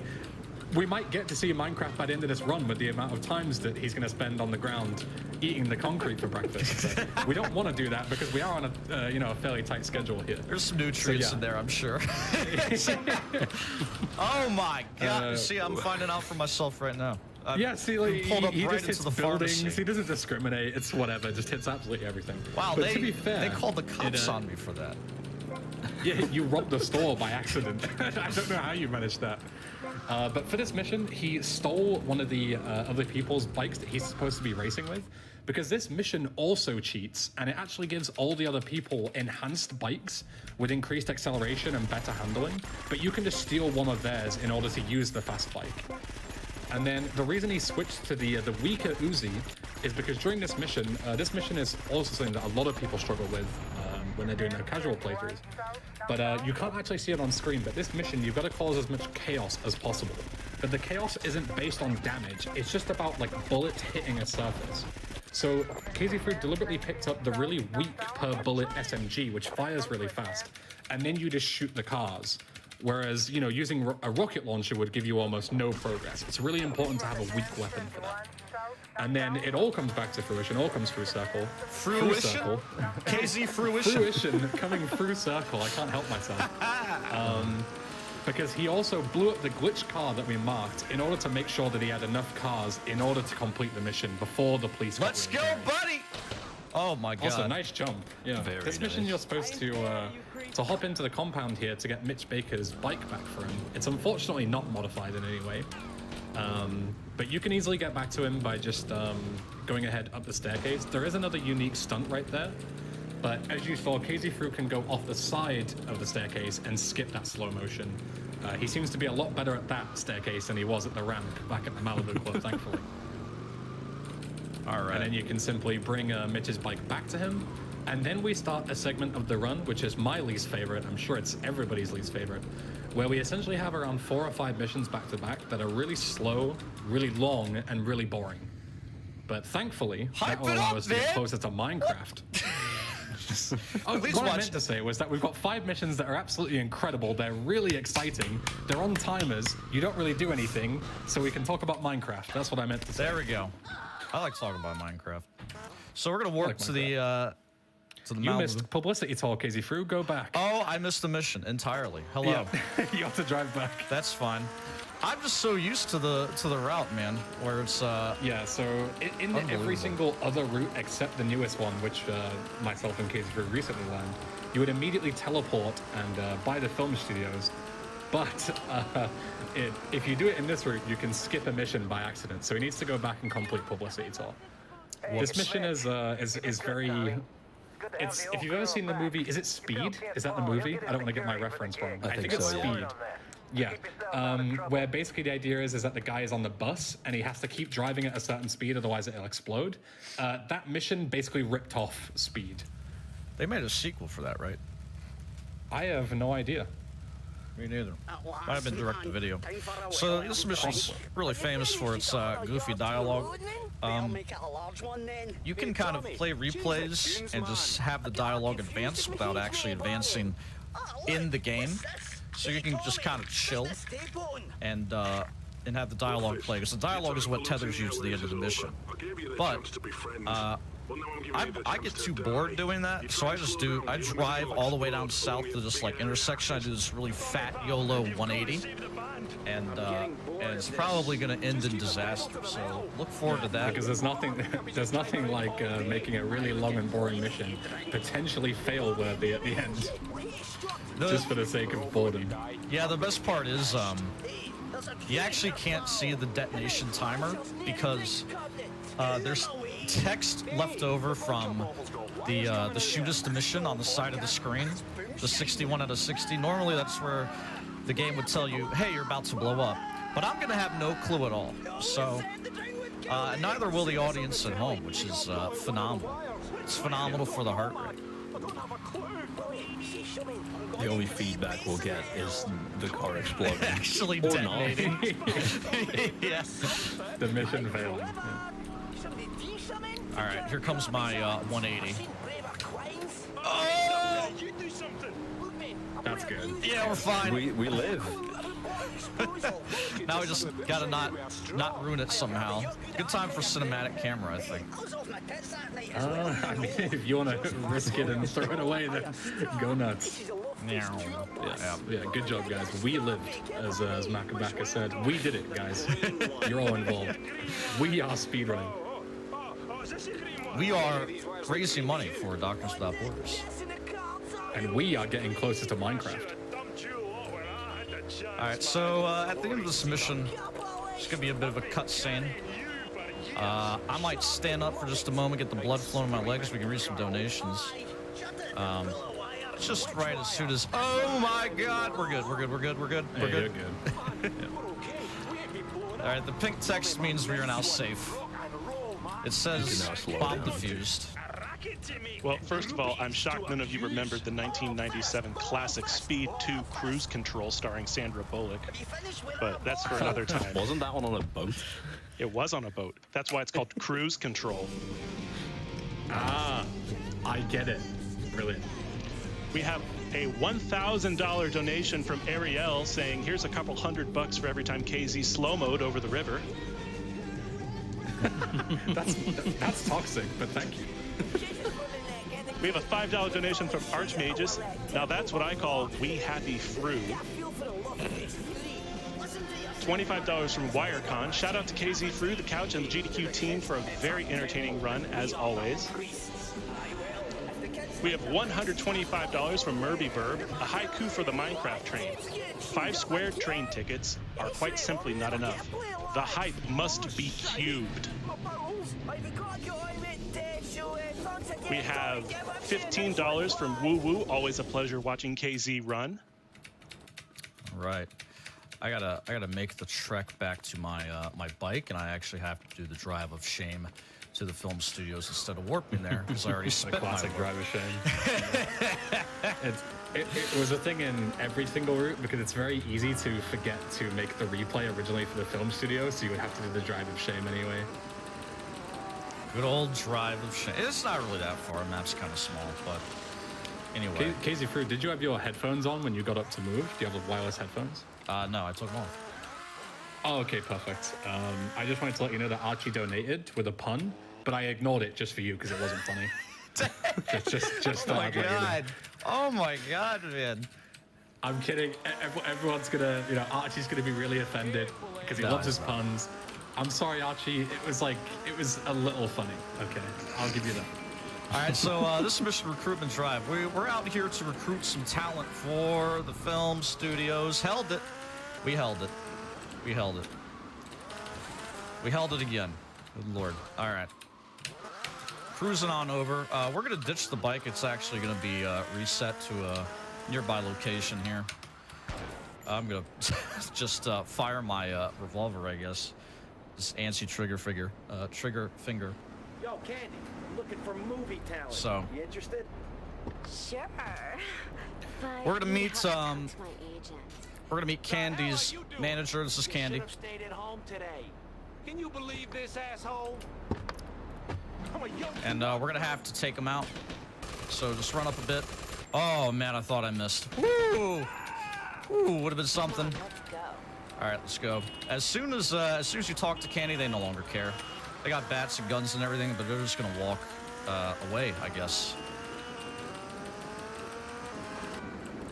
And we're gonna go and meet our second new actor, Mercedes. She's made an appearance in this run a few times already. And we're just gonna do what you do at the pizza parlor. Pull right in. Hey, Mercedes. Hey, Tommy. Casey Fruit, how does Tommy know that Mercedes is at the pizza parlor? That's a great question. I don't know. It's something I've always wondered. How could he? I know he's superhuman, but is he a mind reader? The Like, deep lore of Vice City, man. Who even knows? All right. Hopefully they don't get run over. Okay, cool. Wow, they both played along. Oh my god. Yeah, something that's worth mentioning is whenever you're like escorting somebody like Lance or like these two lovely ladies here, you can actually do a lot of manipulation. There's quite a high kind of skill ceiling to it, is managing people who are following you. So if you hold down the sprint key, they will sprint after you in a straight line. And then also depending whether if they're on camera, like I mentioned with Diaz before, they will also teleport if they're not on camera and they're too far away. So you can actually deliberately kind of flick your camera to make sure that they teleport close to you through walls to make sure they don't get stuck. So it makes them getting out of that pizza parlor, which is usually really difficult for them, much more consistent. It's not fully consistent because they can get stuck in the ceiling, they can fall through out of bounds and all that kind of weird stuff, but that's old janky games for you. That's the Important line, know. Ben. Whoa. Cool shark. Shoutouts to Omega. All right. Ulti Shark for that one. All right. We got that out of the way. Good. Very, very close to 1.25 million. Please, if we haven't met that already, get there. I'm going to be driving my seaplane around for a bit of time here.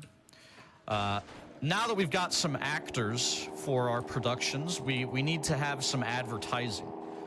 So we're going to drop flyers pretty much all over the West End of Vice City, starting by entering these blue rings, and then the flyers will thusly drop, and we can conclude it by going through the red ring that spawns. You'll notice these flyers coming out of the plane are actually from GTA 3. They're little newspaper decals that appear throughout the city that say Zombie Elvis found. Yeah, it was real mushing of the words there. But I think on the console editions it actually does have a different texture. I think we were of course playing on the PC. I'm not sure about that. Yeah, it's been a long time since the PS2 days. I think that's the case. I think it has been a long time, but nonetheless, while we fly around, I'd like to throw it to the host. We have hit that $1.25 million mark that you were just alluding to, KZ. That is right. Well done, everybody. Well done. Get the hype going. Get the Minecraft going. Get the trains going. Yeah. We got this. We're also closing in on 80 grand for Minecraft, which is about 20% of the way, and the train is still stylish and it is still going strong. $50 from Bobby. Hey all, longtime watcher, first time donating. Had to donate during Casey's playthrough on Vice City. Such an amazing run. Let's get that donation train going for Minecraft. We have a $25 donation from Jesse123. Minecraft, never heard of this esoteric indie game, but I'd like to find out more. We have a $500 donation from Olympus and a $560 donation from Moat that says, Minecraft has to be the game I've played by far the most and never finished. Why would you ever want to finish it unless you speedrun it, of course? Yeah, we do drop some flyers into the water. Occasionally. All right, but we plan it out in such a way that we end the mission right about where we started, and we can move on to the next one, Martha's Mugshot. This is a fabulous mission. It's going to be a lot of fun. Casey Frew, how would you react if just a line of newspapers just came flying at you out of the sky like that? I'd all the way down the street. I'd be interested. I'd pick one up. I would. I'm Just one? curious. Just one. It'd probably all say the same thing. I would just need one. I mean, but how would you know unless you picked up more than one? At that point, I mean, it is kind of littering, right? Probably be good to just pick them all up. Put them away. Yeah, you got to be a safely good pedestrian and spend your entire day there picking up the newspapers. Yep. I guess this is what I'm doing now for the next 8 hours. All right, so you swap helicopters here. You get a helicopter for this mission, but this one is not too far, and it's much faster. It's much more maneuverable. And this mission, you just kind of follow the limo around, and there's really not too much to do. Hopefully, to the best of our hope, at least, you can hope the limo doesn't encounter any pedestrian traffic. In the meantime, you can do some fun things like here. Let's just spin around. Sorry, this is going to be a little nauseous for some folks. Just kind of spin in place. Let's get a nice angle on that. There we go. Everyone was talking about how much of a comfy run this is, and now you just ruined it. I know, right? It's worth mentioning that the on-camera thing that I mentioned during Guardian Angels applies here as well. So you actually fail the mission if you go too far away from Candy in the limo. But as long as you're looking at her, you can actually go anywhere. So like 100% runs go all over the map collecting stuff. Ben, I'm doing a flip. As long as you keep flip, Candy. I'm doing a flip, Ben. Doing a flip. Do a flip. Oh yeah! Let's go. That was a pretty solid flip. That was an excellent flip. Not bad. Very good. So for some reason in this game, like flips like that are way harder to do because as soon as you go upside down, the game kind of takes control away from you and just tries to level it out, on their own. So doing flips is actually like borderline impossible. So that's actually really impressive. I'm gonna give you a golf clap for that one. Thank you, man. Thank you. Terrifying. I practiced that because I've had some really bad sloppy flips. But nonetheless, limo's about reaching its destination. So what we do here... I think you were pretty close to failing there. Yeah. What we do here is we just park it right on the roof and sit out the cutscene. During the cutscene, we can grab some donations. We have $500 from Morgan108. Says, enjoying the run. Keep it up. $250 from Tiger Lily Beppo. Thank you to all of the runners, staff, crew who have put together such an incredible event year after year. SGDQ and AGDQ have always been such bright spots in the year, and mid-pandemic is no exception. The positivity shared by this community is so necessary in these difficult times, and I cannot wait to see all of the good everyone can do going forward. Much love to you all. Thank you very much. Thank you for all the support, guys. Please keep it coming. We got to see Minecraft, we will, but only if we keep it up. It's all a collective effort. I took 3 photos of the scene. I was set there, and now we're on our way. Normally, you're supposed to go inside a hotel and fight your way out, but instead we can just chill right at the rooftop across the avenue. And now we're on to the final film studio mission. This one, you're supposed to use the bike to jump over the rooftops. Even though for the last 2 missions we have employed aircraft, we now strictly must stick to the ground apparently. And instead of flying to our destination, we have to do some crazy stunting.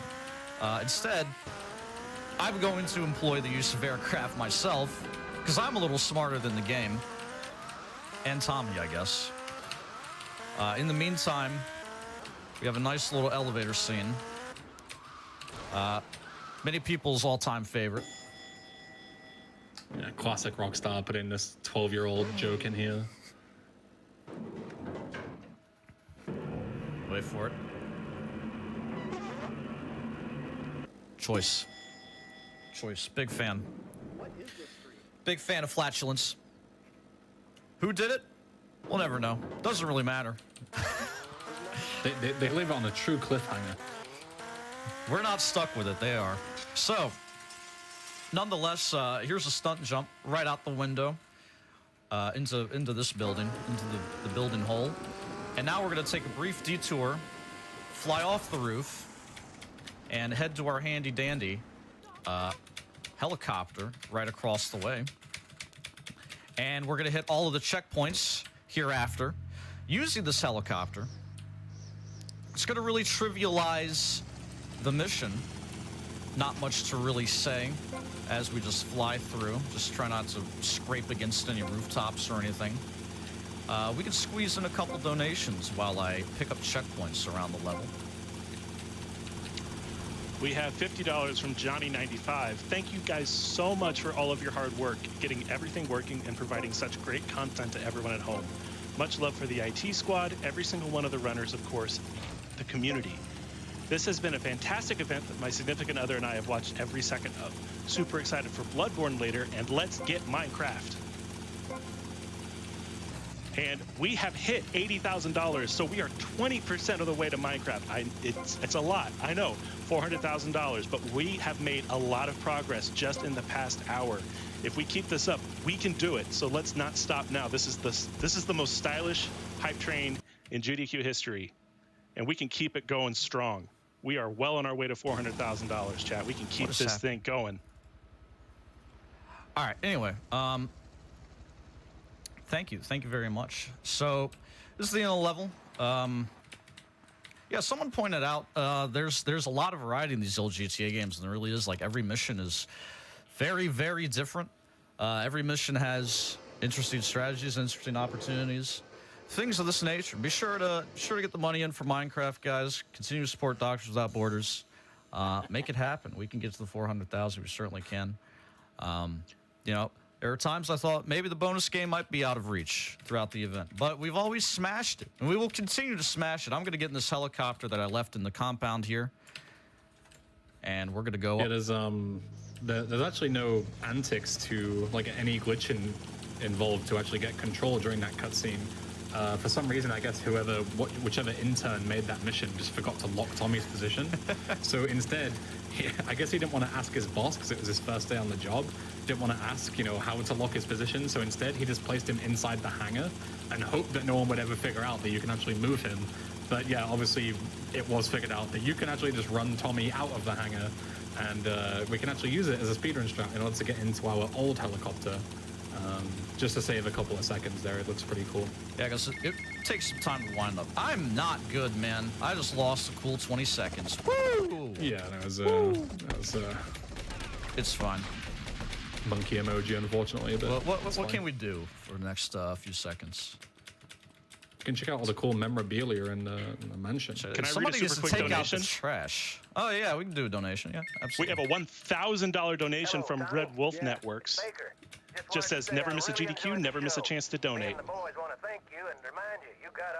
Thank you so very much. Thank you.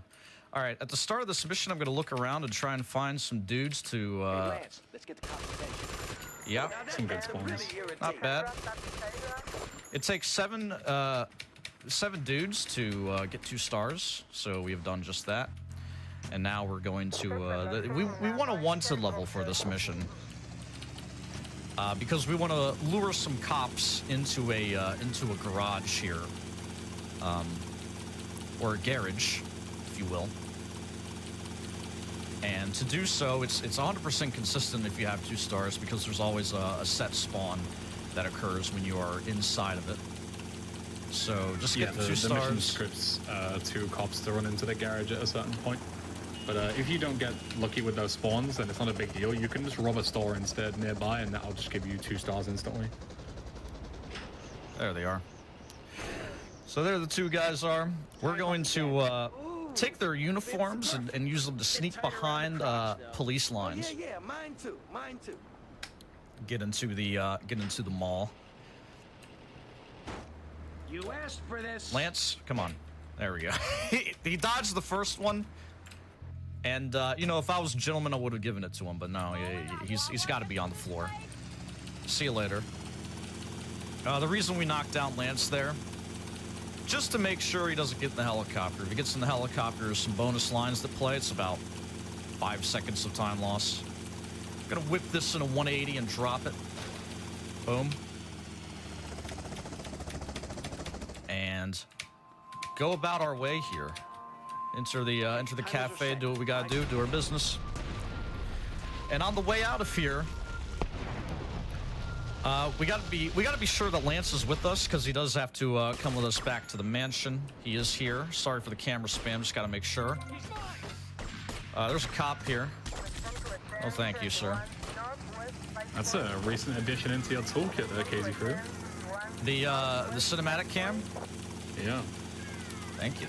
No, I try to be woke to all the hip new strats.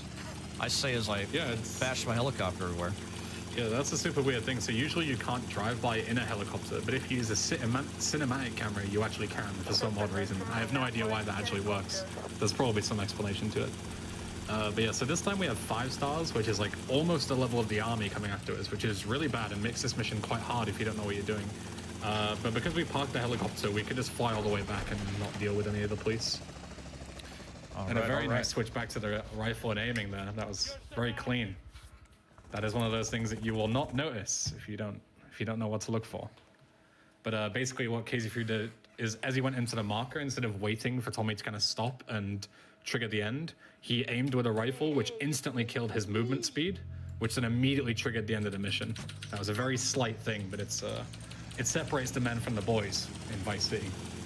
Things like that. So we're gonna the next thing to do, now that we've completed all the mansion missions, all the Vassetti asset missions, we're gonna come here, make a replay at jeez, make a replay at this marker, buy marker for the ice cream factory, and we're just gonna fly over the building to this street here, where Umberto, voiced by who then? I forget. Sorry? Oh, this is Danny Trejo. Yeah. Trejo? Danny I don't know how you say his last name. Trejo. Yeah. Well, this is not Danny Trejo here, but the mission giver, the quest guy is. Who's in the cutscene. You never actually see him if you skip the cutscenes, but... It's a shame. But he's there. Yeah. There's a lot of top talent in this game. Fantastic cast. It does. Burt Reynolds, Ray Liotta, Danny Dyer, a bunch of really awesome people to cast this game. And then didn't pay any of them, so now they don't now they don't work for Rockstar anymore. So but at the time, this is a great cast. This mission is all about driving around in the boats, just hitting all the checkpoints. It's kind of a chill mission. We have our buddy here. Is this Pepe? Which one is it? This is I think it's Pepe. Named character in the back here. Oh, this is Rico. Oh, this is Rico. Peepo. Pepe Happy. Yeah, you don't see him until Rico dies. At the very end. That's a shame. We'll be seeing Peepo later on. Don't worry. Anyway, this man's got excellent sea legs. As we rotate the boat around, he just kind of continues to face due south. We can probably squeeze in a donation here as I just pilot the boat around. $40 from Best in Tamriel. A lot of love for a KZ run, and I've been looking forward to this one all week. Best of luck on the rest of the run, and this is going to the Minecraft run. So there is something actually really unfortunate that can happen on this mission, but it's extremely rare. But I'm going to mention it because if I call it and it happens, I'll be of course be very depressed because it will be bad for the speedrun. But what can happen here is, as you saw going on the way south, KZ3 went over some ramps, and sometimes the game can despawn the ramps, but not despawn the collision. So you actually have to go back through the checkpoints, but instead you'll just hit them like they're brick walls. And that makes the mission, I think, impossible to complete because nobody knows where the ramps are really. Like, no runner is going to memorize them. But unfortunately, it didn't happen. But I thought I'd mention it just because it's a very rare bug. And as we said earlier, the game is mostly consistent, but there are a few unfortunate things that can kill a run at any time, especially on these missions that are usually quite easy. It's good to mention them. All right, we're coming up to the end here, marked by the red one. 40 seconds, some odd to spare. I think we've impressed our friend. And this is thankfully the end of the whole, you know, missions that involve collecting checkpoints that we all do in a row. And now we head over to the Cherry Poppers ice creams, and this is where it's going to get very interesting. It's going to get weird. So, yeah, as I mentioned during No Escape, there was a coin flip about heads and tails. I want you to bring out your coins again, but this time if it's tails, the game is going to crash. It's unfortunately completely 50-50, but Casey Frew will save before it, so it only waste a little bit of time. But usually in this run, when you don't save during actual attempts, like going for world record and PBs and such, this is a huge run killer. So get your blessings ready, your head-sided coins. And so Casey Frew is going to go and start the first Haitian mission, which is Juju Scramble. Juju Scramble is pretty easy. We're going to use it to set up a call, as we've done in the previous ones. But first, he's going to go and make a replay over the final briefcase that you collect. Every single time you collect a briefcase during this mission, you gain 2 stars all the way up until like a really high wanted level. I forget if it gives you 5 or 6, but it's not really important. The idea is that the police is really annoying towards the end. So instead, Casey Frew is going to collect the first 2 briefcases. I'm ramping, bro! And then grab the final one in the replay. Very nice. That was... Oh no. Oh, God. I'm stuck on a car part. All right, there we go. Okay. This is why you don't show off, Casey Frew. That's all I'm gonna say. I mean, I've been punished for it plenty today, but... Yeah. So, Casey Frew has an on mission 0 phone call. He's going to walk into Juju Scramble marker. He's going to let go of the phone call. And that's going to allow him to get on mission 0, aka free roam mode, inside Juju Scramble. And then that's going to allow him to carry a phone call later on. So, yeah, the idea of this mission is you simply grab 3 briefcases, but we're going to grab them in the order of... we're going to grab 1, 2, and then the third one remotely, rather than having to drive all the way to where we made the replay and come back again. So he's going to wait for the phone call to come in, because he's going to get 2 stars as soon as he grabs the briefcase. And as I mentioned before, you cannot take a phone call while you're over wanted level. And then he's going to simply beat this mission as somewhat intended, if you include the replay. But you'll see here, he'll get 4 stars, and the police will become a lot more angry. You see his car is in not good shape here. And then he grabs the final one inside of the briefcase. Or the replay, sorry. Jumps out the car. So now he needs to remember to re-enter the car, because otherwise it'll despawn. We need to keep this car. And now he's going to take the phone call, glitch it with the aim glitch. He's going to make a save replay inside Kaufman Cabs, because we're going to want to teleport later on. Okay. That was a bit of a weird jump, but it worked. Yeah, I don't know what happened there. And then, so he's going to enter Bombs Away, and then the phone call is going to end inside the cutscene, and that's going to dupe Bombs Away. But Bombs Away, when you dupe it in a cutscene, one of the instances gets stuck inside of the cutscene, which is perfect. That's exactly what we want. So now we need to fail that instance, that leftover instance. So Casey Frew is going to line up a really specific warbang here, and he's going to blow up another van, because this is another remote control mission. What in the... There it is. Come on. Yeah, that looks better. Okay. There we go. So mission failed. Perfect. Now he's going to teleport, and he's going to start Friendly Rivalry, which is the second cab mission. And that's going to be instantly passed, because that you can insta-pass with Bombs Away. Now he's going to go ahead and save the game, because this is where the coin flip comes in. So he's going to start Vigilante, and if you start Vigilante and then start Bombs Away, you can insta-pass Bombs Away as well. Now the problem is that the only way to stop yourself from immediately starting the third mission and crashing the game is by throwing a grenade and you're knocking yourself out of the marker and then jumping. And he has to mash on the right frame. Yeah, dude. He got it. Yeah, so dude. Perfect. All the blessings worked out. But yeah, so right then, every single frame that you start on is based on a cycle, and the cycle is uncontrollable. So even if you mash frame perfect, the cycles are based in millisecond. So you have to be millisecond perfect in order to do this consistently, which isn't possible. So it's humanly impossible to not make that a coin flip, which makes it an awful strat. But thankfully, he won the coin flip, and we can continue. Now he's going to take another phone call. You can just slide here, it's no big deal. Yeah. We just got to listen to this call, but it's not very long. Yeah, he unfortunately lost control here because he messed up the glitching, but it's not a big deal. Like, he did the hard part. That's what's important. Yeah. So, to quickly recap while he does this mission, in case you're not sure on exactly what happened, because it is a lot of glitches at once, he instantly passed both Bombs Away, which is the second anti-Pole mission, and also Friendly Rivalry, which is the second taxi mission. Both of those missions are completed. And now he's finishing Dirty Lickens, which is the final anti-Pole mission. And now we move on to the Printworks. So basically that was, how many missions? 5 missions completed within about a minute or so. Short amount of time. All right, I glitched that car. We're gonna come back to that later. That's gonna stay there. So he glitched that car in a really particular way. He blocked the driver's side of the door in order to make sure that the passenger leaves on the passenger's side. Sorry, the driver leaves on the passenger's side. The reason that's important is because if you glitch a car like he did with the gun earlier, you can get into the car, but you can't get out of it again. And that's really bad because we want to use that car later and we want to drive it. So if you glitch the passenger side, you can get in through the driver's side. So he's now going to do the other classic. He's bought the Printworks.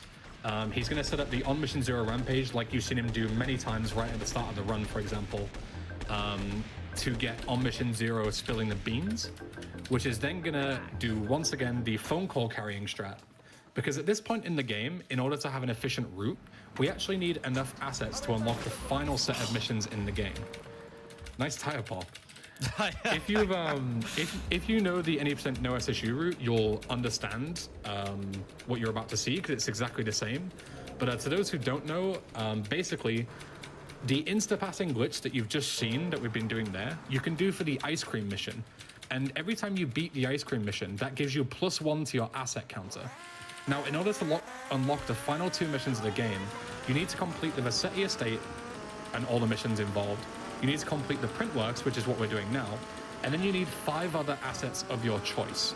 Now, you can go ahead and go to different businesses like we've been doing and complete their assets in order to get the asset counter to go up to the amount that we need. However, it's much faster to do a glitch, which allows us to instantly pass the Cherry Poppers mission, which is the ice cream mission, in order to get that asset counter up really quickly, so then we can stay at Printworks and complete the final 2 missions. Another reason why it's really important in order to get these 2 missions going as soon as possible is because we are going to do what's called later on called the double Instapass. And that is by far the most complicated trick in this run, so I won't explain it just yet. I'll again take you step by step through it. But essentially what's going to happen is it's going to be one long setup in order to use 2 missions to instantly pass each other. And those missions are the final missions. It is the final mission in the game, which includes the credits, which is really long, and also the mission where you have to rob the bank, which is around like 4 or 5 minutes. So this is a huge time saver in all missions and 100%, because we're going to complete both of those missions instantly, if all goes well. But the trick is really difficult, so, and we're not quite there yet. I was just kind of, you know, easing you into it, so to speak. So, Kizifu has completed the part on the boat, and now all he needs to do is make sure that his phone rings. So he needs to get rid of his wanted level. There's conveniently 2 police bribes here, which remove 1 star from your wanted level. So he's going to go ahead, take those, teleport back to the Printworks, nice little swag jump, and he's going to finish the mission as the phone is ringing, which is then going to allow him to chain the phone call into this next section. So this is the part that I was mentioning where if you've seen any percent no SSU runs of this game, you'll recognize this. Because what he's going to go ahead and do is he's going to start Hit the Courier, which is the final Printworks mission, and then he's simply going to start the Ice Cream Asset mission, and that is going to instantly pass the Ice Cream Asset mission. So you'll see here, he starts the mission, then he goes back to the Printworks, and the fade, and that text is saying that he's completed it. You didn't quite see it because he started the mission immediately, but there was a text that would come up just after the fade saying like, congratulations, you've passed the mission or whatever, but you've delivered 0 ice creams because we obviously haven't done any. So do this 2 more are you going for 3 Yeah, insta passes, Crazy Fruit? Yep. Yeah, okay. So the consistent way, which is very marathon safe, is to do 3 insta passes. You can do it with 2, but it involves more cycle related stuff, so we want to avoid that as much as possible. So that is the second insta pass, and then we're going to do 1 more insta pass. And that is going to get our asset counter high enough, so that we will immediately unlock Cap the Collectors and Keep Your Friends Close in order to beat the game, even though we only had 3 assets to start off with. What should I do about her? All right, so I need to hold the call now. Hold it down, prime it, And we're going to use this to make a replay over the rampage that we have visited a few times. Our good friend, this rampage.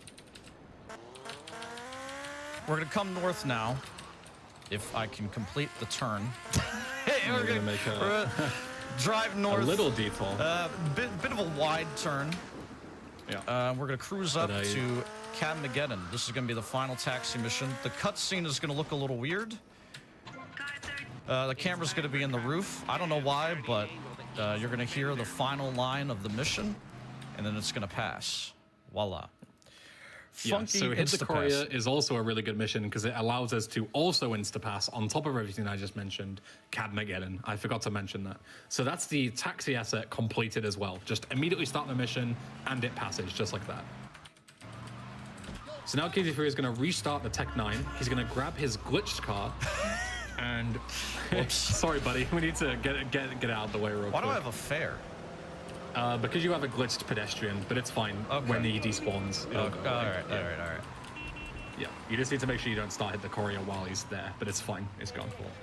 So Casey Fury is going to wait to start this mission because he needs the rampage timer to line up with the mission. So he's going to go in at around the 1:30 mark, which is what he's doing now. Excuse me. And these missions are kind of on timers if you do them well. So we're going to use this time to do other things that are related to the double Instapass.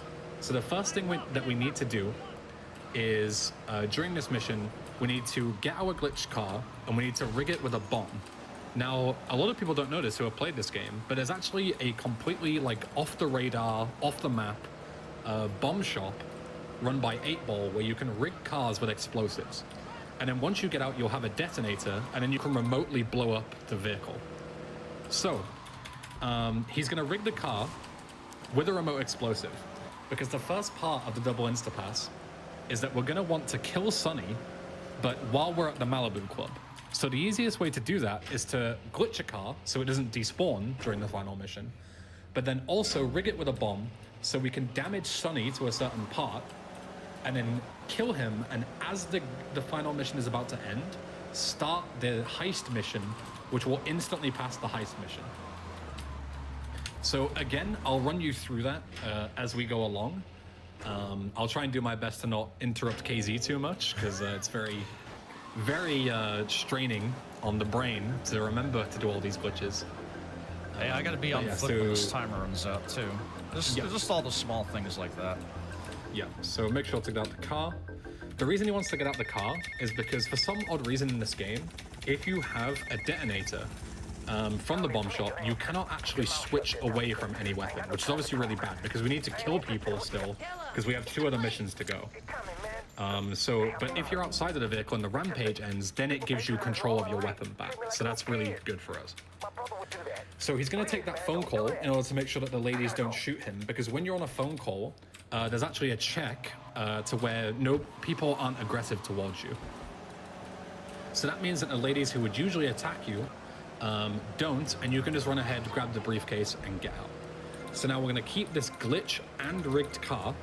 We're going to place it next to the police cheater, grab the police cheater, and then finish Hit the Courier. So that'll be the Printworks finished, and that's one of the things that we need, the final thing that we need in order to unlock the last chain of missions. Woo! You've said a lot, man. Be sure to hydrate. All right, I'm gonna drop the call here. Just gonna drive my police cheetah into the wall. Actually, back to the Printworks, and we're gonna chill. We're gonna jump into the marker that has just spawned. You'll see Tom. I don't know why I'm pointing on my screen like you'll see, but Tommy is standing on top of the money marker there, and that means the call that comes in is gonna be different here, and it's gonna be the one I want. It's going to be the one that unlocks Cap the Collectors, which is the penultimate mission. And if we get lucky, which you have to do so often in this run, if we get lucky, we'll be able to wallbang these guys. Looks like we will. All right, so I'm going to set up for the wallbang. Just snipe them right from where I'm at right now.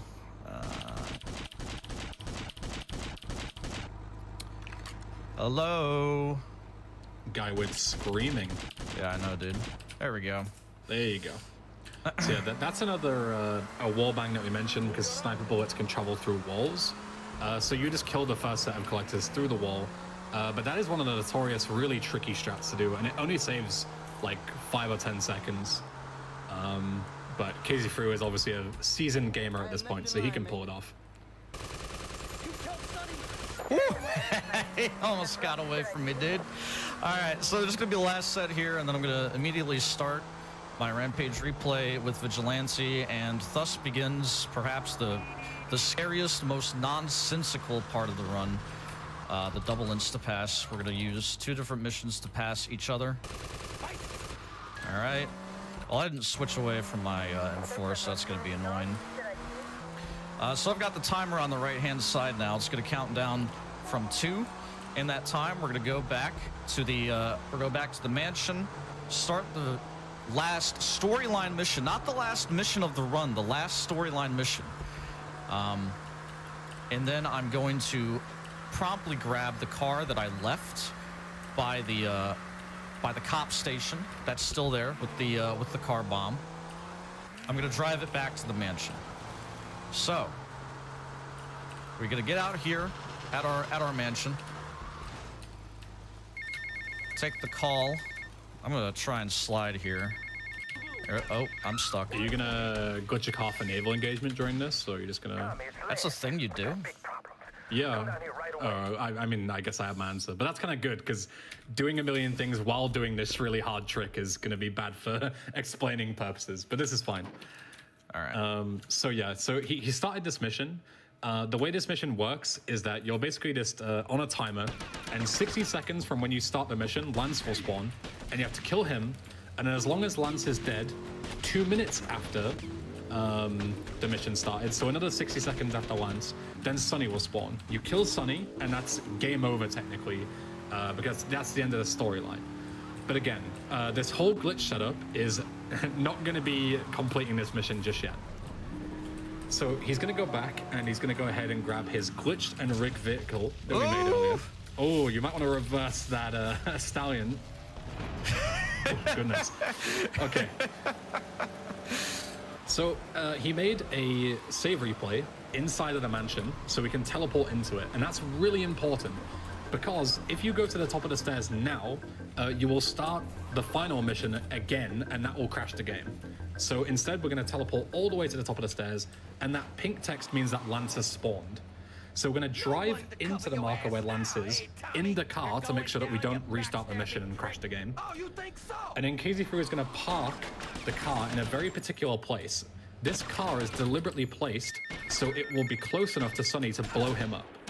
What if then he's going to go ahead and hold this call, because we'll need that in a second. And he's going to go and kill Lance. Well, it also keeps us from starting the mission again if you're holding the call, which is probably the most important part.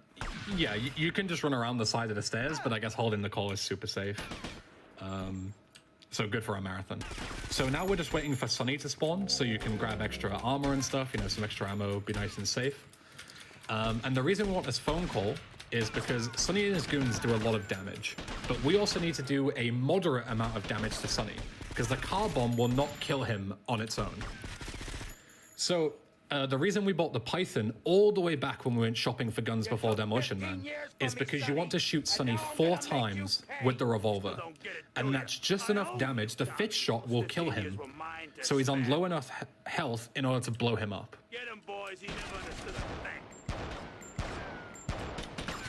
Perfect 4 bloodstains, and he's going to let go of the call in order to run down here without being attacked by Sonny's goons. Then, with everything set up, we're going to drive, instead of killing Sonny and ending the storyline, we're going to go ahead and drive to the Malibu Club, and if all goes well, this part isn't too difficult, but the whole setup is. KZ is going to detonate the rigged car, which is going to kill Sonny, and then in the time that the fade out happens after killing Sonny, he's going to go ahead and enter the marker for the final heist mission. Let's go. Goodness me, KZ. Relax. All right, if you're looking for... The audience wants to look for Sonny sitting on the... sorry, you want to look for the stairs, the staircase, and the charred car. That's what you want to look for. Yeah, that means he's got it. Otherwise, the game will crash. he's gonna blow it up, walk into the marker, and if all goes well, Oh, yes! there it is. Nice. I've got to clap for that because that is very difficult to do in a match. All right, bud, let's go. Seriously, you gotta consider going into law. Oh my God, my heart, man. That's not it. We're not even done. If you want a big flex, Casey Fruit, I'm pretty sure you and I are the only people that have ever done this in a big marathon setting like this. Didn't do right. Oh, dude, I was. Calm down, all right? So you know, the dream team tearing up Vice City right now. Give yourselves a pat on the back. That's right, man. That's right. It's absolutely right. So he's gonna go ahead and take Phil's phone call. Phil is thanking him for completing the heist mission because we insta-passed it while we're still in the cutscene to start the heist mission, which is brilliant. As you can see on the map, Tommy is currently stood in the void, but he's at the place where you would usually finish the mission. And then, as Casey Fruit said, we're not out of the woods yet. This bit is thankfully quite a bit easier, but you can still fail it and crash the game. So let's go ahead and not do that. Yeah. So you start an instance of the job, which is the heist mission, which we've just completed, but there's still an instance left over. And we're now going to use that instance that we're on right now to now insta-pass the final storyline mission of the game. Hence the double insta-pass. We're using the two missions to insta-pass each other. This one, most of the setup is already done. All that we need to do is soft-lock a dialogue line where there's actually several, but the one that Casey Fruit's going to use is Phil saying, hey Tommy, why have we stopped? I think Cam might say it, actually, I'm not sure. Doesn't matter. Anyway, so as soon as he gets in range of Starfish Island, which is about now, he's going to teleport, hop outside, get back in, which is then going to soft lock the line, and then immediately start the mission. And as you see, the mission passes, just like that. Let's go, buddy. Let's go, buddy. So that is two of the longest missions in the game instantly passed with each other. That is a really difficult trick to pull off, especially in a marathon. And now all we need to do is kill the leftover instances. So we've got a leftover instance of the job and KYFC chilling, I believe. So he kills himself by blowing up the taxi. And then, are you going to do Vigilante or are you going to do... what on earth? Okay. I mean, I don't know. You've done some crazier stuff here, so... That's fair. All right. So what he's going to do instead is he's going to hold a phone call and just simply drown. Because he's holding the phone call, he's on mission 1. And then when he drowns, he's actually going to fail the instance that's left over. So now we have no instances left over, and we can continue on starting missions without crashing the game. All right. So what's coming up? We're going to start Vigilante with the save marker, use that to hold a call, and then take it during the mission loose ends. We're going to run around the compound. Dudes are not going to shoot us because we're on the call. I need to take this. What am I doing? All right, so yeah, that was the hardest part of the run, I'd say, but there's still a chance that if we get 3 wanted stars and spike traps are dropped, that'll crash the game. Specifically, that will crash the game. But wanted level is planned from here on out, so it shouldn't have more than 2 stars. Yeah, it can happen by accident, but it has to be pretty unfortunate. Yeah. But as I mentioned before with the traffic rules, the game isn't very good at allocating memory to things. And a spike strip, when a cop throws one down, if you have 3 stars or more, he'll throw a spike strip to try and pop your tires. And the problem with that is that the game only has so many objects that can be in the object pool at once. Otherwise, the game will crash if it's overloaded. And a spike strip is actually coded as, like, each individual section of the spike strip is coded as one object. So if there's a lot of police on the screen, and because obviously we've been doing a lot of duping and we're already putting the object pool really high with all the like mission instances and duping and glitching, that if we get too many spike strips thrown, it will actually crash the game because of too many spike strips overloading the object pool. So Casey Fruit has to be very careful to not get more than 2 stars at this point. I want to throw it to donations while we're just running around here. Yeah. I have a $1,000 donation from Pillsman, who has a poem for you. All right. Some people say 400K, there's just no way. But I say, hey, get on the train. Watch KZ Fruit play this rad GTA, and each of us pay a small part of the way. And together we'll slay this 400K. You'll rue the day you doubted our sway, 'cause chat is bae. Just join in, okay? We can get a few more. We're just gonna fly around it. $100 from KT38 that just says choo choo Minecraft. And I want to let everyone know that the Minecraft train is still going. We are currently at right under $85,000 on that Minecraft incentive. Please, any amount you have to donate, we are inching ever so closely, but we are making great progress towards that incentive to get Minecraft on the schedule. $50 from Large Bean. I need more Minecraft in my day. Let's make it happen. $25 from Satoris. Don't know which one's more entertaining, spending hours doing crazy motorcycle stunts in this game way back when, or watching this fun and wacky speedrun. All right, so no escape. No, that was a long time ago. What is this mission? Gunrunner? Why on earth? There is no escape of Gunrunner. I mean, that is true, but so this mission, if you are unlucky enough, it can actually soft lock on you to no effect of your own, to no doing of your own, I should say. Hopefully it doesn't happen, because that would be deeply annoying, but we'll see. Yeah, we'll see. Yeah, this is another one of the classic things that are good to point out just in case it does happen because of how insanely rare it is. But what can happen is when you break these crates where you have to get the weapons off the back of the trucks, there's a chance that they can spawn at the coordinates 000, which on this map is actually out of bounds all the way underneath the golf course. So KZ3 needs to keep an eye on his radar to make sure there's no yellow blips in really random locations, because even if they were on the golf course, as we said, they're out of bounds, so you cannot collect them. And that makes, villains here, as KZ3 said, yeah, it's impossible to complete the mission. We got the Vespa villains, the gang of hornets after us on the mopeds. Yeah. We're actually going to use that to guard great advantage here in a moment. We're going to get these last two dudes. We're going to pick up their guns. No 000, thankfully. We're going to grab a Vespa. Thanks, bro. Yep. Keep coming. Well. All right. Thanks. You actually got really lucky to not get a wanted level there. You actually ran over the guy that you knocked off right in front of the cop, but you didn't get a wanted level. I don't know how, and you wouldn't have been able to take this call. Yeah, it would have been annoying. That was really lucky. That's the moral of this run. Buy a lottery ticket at the end of this or something. I don't know. It's been a wild ride. All right. Yeah, for sure. So this is Phil. This is the, I take the call here because otherwise you get another one in the zone, and that's not the one you want. So this is actually the last phone call we take. We're finally done. Finally done with these.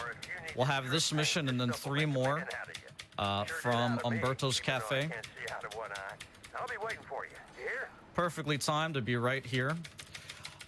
Phil and I have had an accident, and so now we kind of have to drive in the state of being. He's gonna say some wonky stuff, and gonna have to take him to 2 different locations. It's a really nothing burger of a mission. It's just drive 2 locations, so we can squeeze in just filler, really. Yeah, we can squeeze in more Minecraft hype. Please donate for Minecraft, and please read some donations. Gotcha. LOZ Cards Fan donates $100. I have really been enjoying your GTA run so far, KZ. Finish strong. Also, a big shout out to everyone behind the scenes who's made SGDQ 2020 possible. You're all the best. Let's get that Minecraft incentive met. $25 from Blythe29. Happy to donate to a great cause and hope we can see that Minecraft speed run. We have a $50 donation from EWZZY that just says, "Goodness me, KZ Fru." Goodness. All right, Phil's missing an arm. So that's kind of why we drove. 10 and 2, dude. Yeah, if you've ever played GTA 3 and you realize that during the mission arms shortage that Phil is missing an arm, this is why. This is the canon reason, because he has too much boom shine and he blows his arm off. But luckily Tommy saves him. All right. So the last sequence of missions here. These aren't that bad. Naval engagement's probably the worst one. That'll be the second one here. So we use Phil's. What would you call this? Patriot. Well, I mean, just in general, like the actual vehicle. I mean, it's like a Hummer, isn't it? Yeah. We use this Hummer, a Jeep or whatever it's called, to get our friends here, to get our boys to the gang war that is happening. just a bit north of us at this drugs factory, as I think we want to take a van here. Yeah, it's really convenient because you actually need a 4-door vehicle in order to get these guys. So rather than relying on luck on the street, you can just use Phil's convenient Patriot right there. So these guys actually infinitely spawn until you blow up the car in front. And from Gunrunner, we thankfully have the M60. So if you remember all the way back on Phnom Penh, that like helicopter gun is actually what we're using here.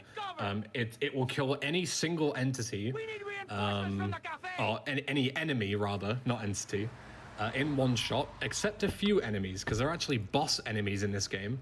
There's actually one coming up that will take a whole 2 shots from the M60 rather than 1, so it's very exciting. Just Definitely want to makes say, up for all these unskippable cutscenes too. just want to say that's actually pulled up immediately after he got off the phone. That is service. Yeah, that is really what you want. So yeah, that guy who dropped the M4 there, he is actually a boss enemy. That's why he has the extra weapon.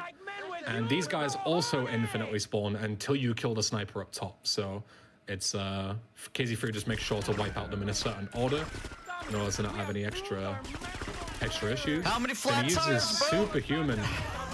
superhuman abilities to push the van, because otherwise you'd have to slowly reverse out and you can get shot and pulled out and all that awful stuff.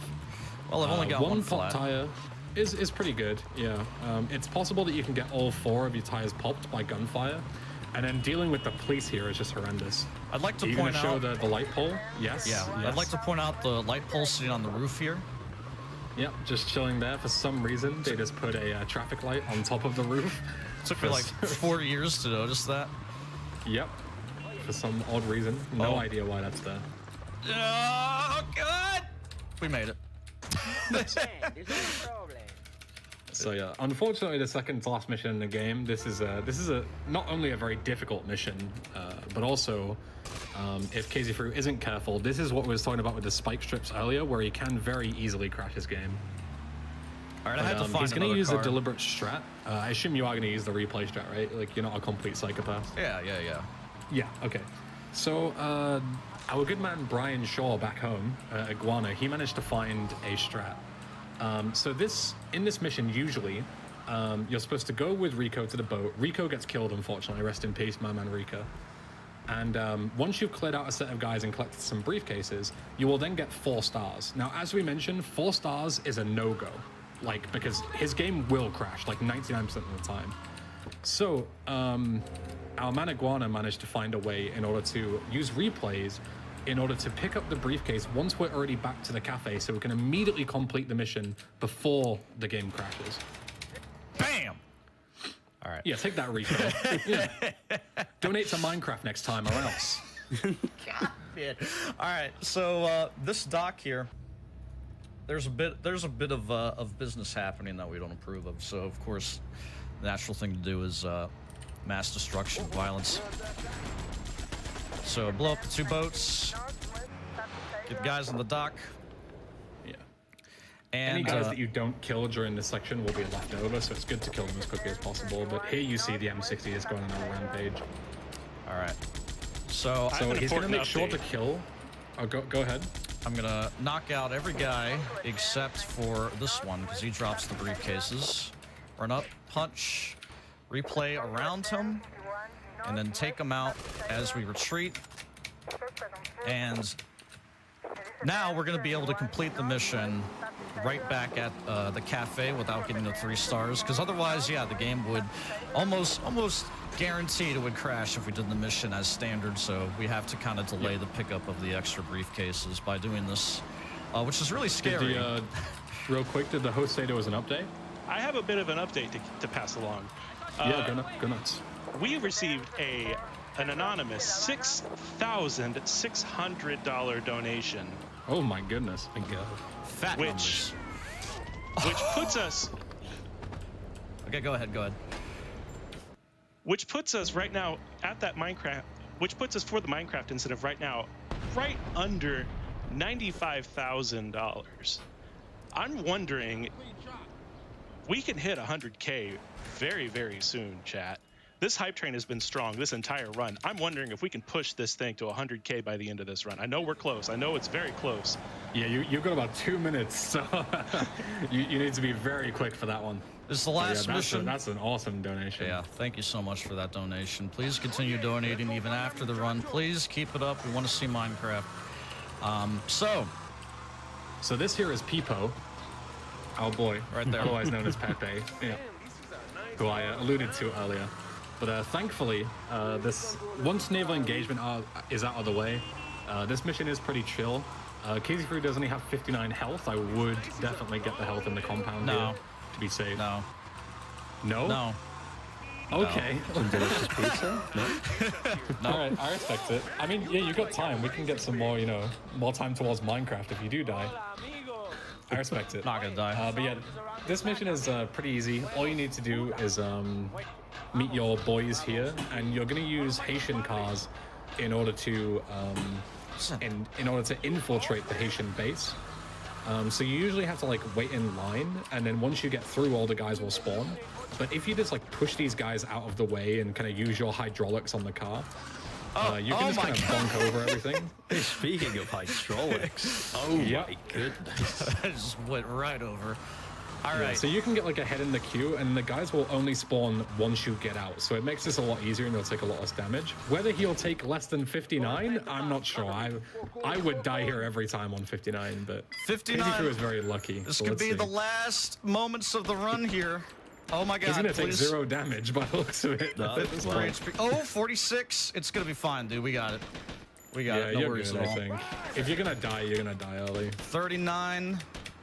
And then time will be once this cutscene ends, once he gets up onto the roof. Once you see the mission pass, that's when time is.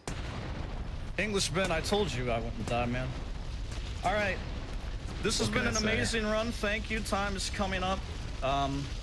I've had a lot of fun. This has been a long time since I've been showcased in GDQ. I'm very happy to have the opportunity to play a longer category. Time in 3, 2, 1. Time. That's a 219 on my end. That's a sub 220, man. That's a sub me as well. How embarrassing is that? I don't want to waste too much of everybody's time. I just want to say thank you for having me. Thank you guys for putting this on. Please continue to donate.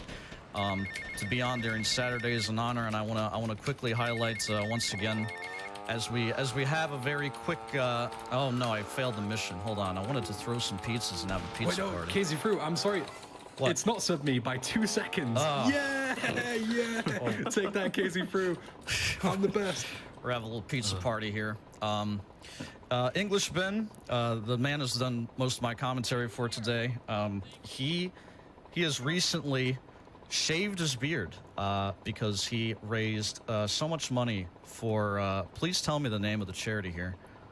Save the Children. Save the Children. He's raised a lot of Save the Children, I think specifically for children in Yemen. Is that correct? Yeah, the Yemen project. Yeah. Yeah, he's raised a lot of money on his own personal channel, just doing a week-long marathon. Makkebakke, as well, who commentated with me, has also done efforts during his 24-hour stream for, please tell me the name of the charity. Oh God, sorry, it's been so long, but it was a LGBT rights organization. Yeah, specifically, I think in the Netherlands. In the Netherlands. Yeah. So I just want to highlight and shout out the incredible altruism on the part of everybody here, including my 2 commentators. And that's it for me. Thank you for watching. It's been KZ Fru. We've had EnglishBen and Makkebakke. Thank you for watching. Thank you, KZ Fru. You deserve it. Great job. Thank you for having us.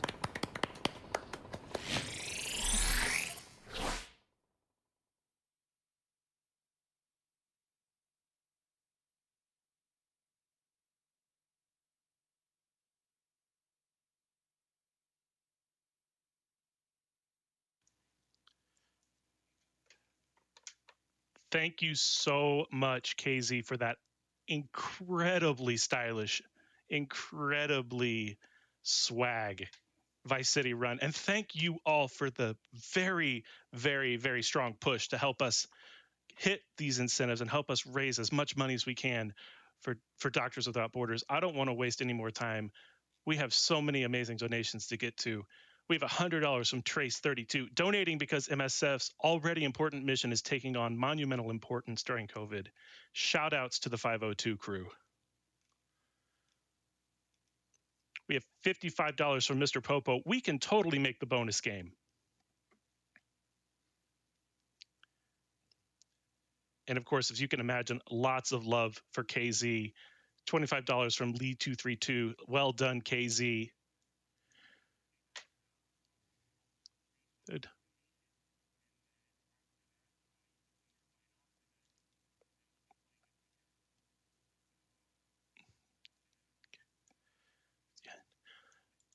$25 from Maya Hell Zero. Always a pleasure seeing KZ Frew running GTA at GDQ. They've always been some of my favorite runs at GDQs. So I'm glad to be seeing KZ and gang today. Keep up the great work. All right, with that, my time here at the marathon is drawing to a close, but chat, you have done some amazing work. Everyone watching at home, you've done some amazing work. We can do this. You have come a long way. We are going to hit this Minecraft incentive. I can feel it. Every amount you can donate is going to help us do it. We are going to show some Twitch ads, and when we come back, Squint is going to be here to help take the baton and help carry this thing as we are marching forward. We're going to hit that $400,000. Right now, we got some Twitch ads to show you. My name has been Dr. No. Thank you all so much. Thank you.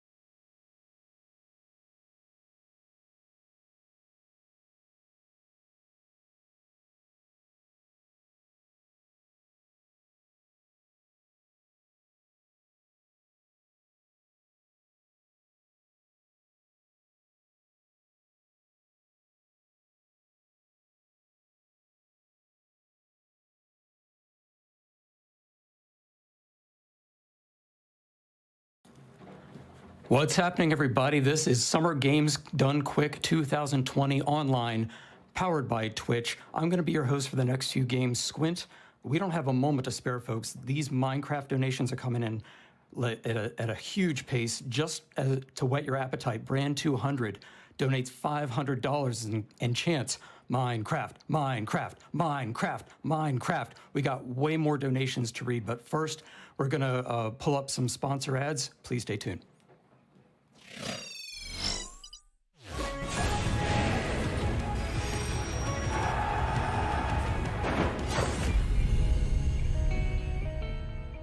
There is a world that exists beyond our own, hidden on the edge of shadows. this realm, we must become the warrior of darkness.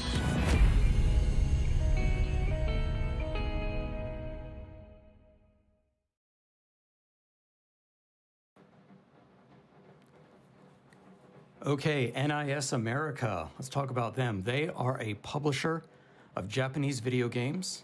Right now, they are publishing very soon action platformers Pretty 1-2, Exploded and Reloaded, and Mad Rat Dead. Pretty 1-2, Exploded and Reloaded, that releases on October 13th, 2020. Mad Rat Dead, you can pick that up on October 30th, 2020. If you want more details, please go to prinnies.com. That is prinnies.com, NIS America.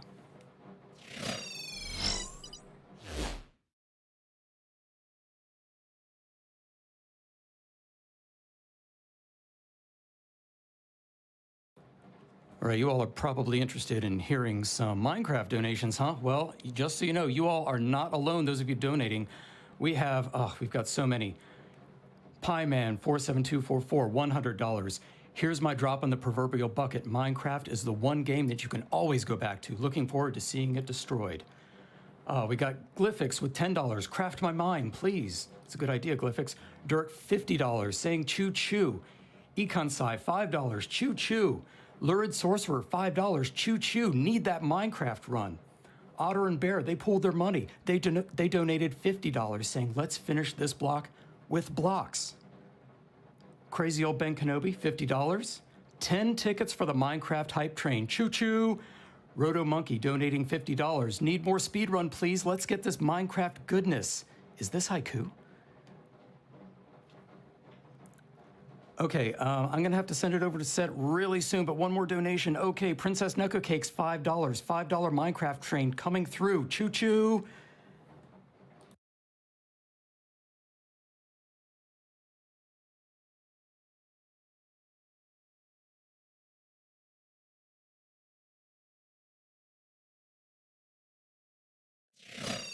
Hello, everyone, and welcome back to my wonderful living room. My name, of course, is... Well, we were going to start this segment zoomed in on the lamp, but we transitioned too soon. So instead, you get me, and I know that's a disappointment for everyone involved. Don't worry, though, the lamp is still here at the very least.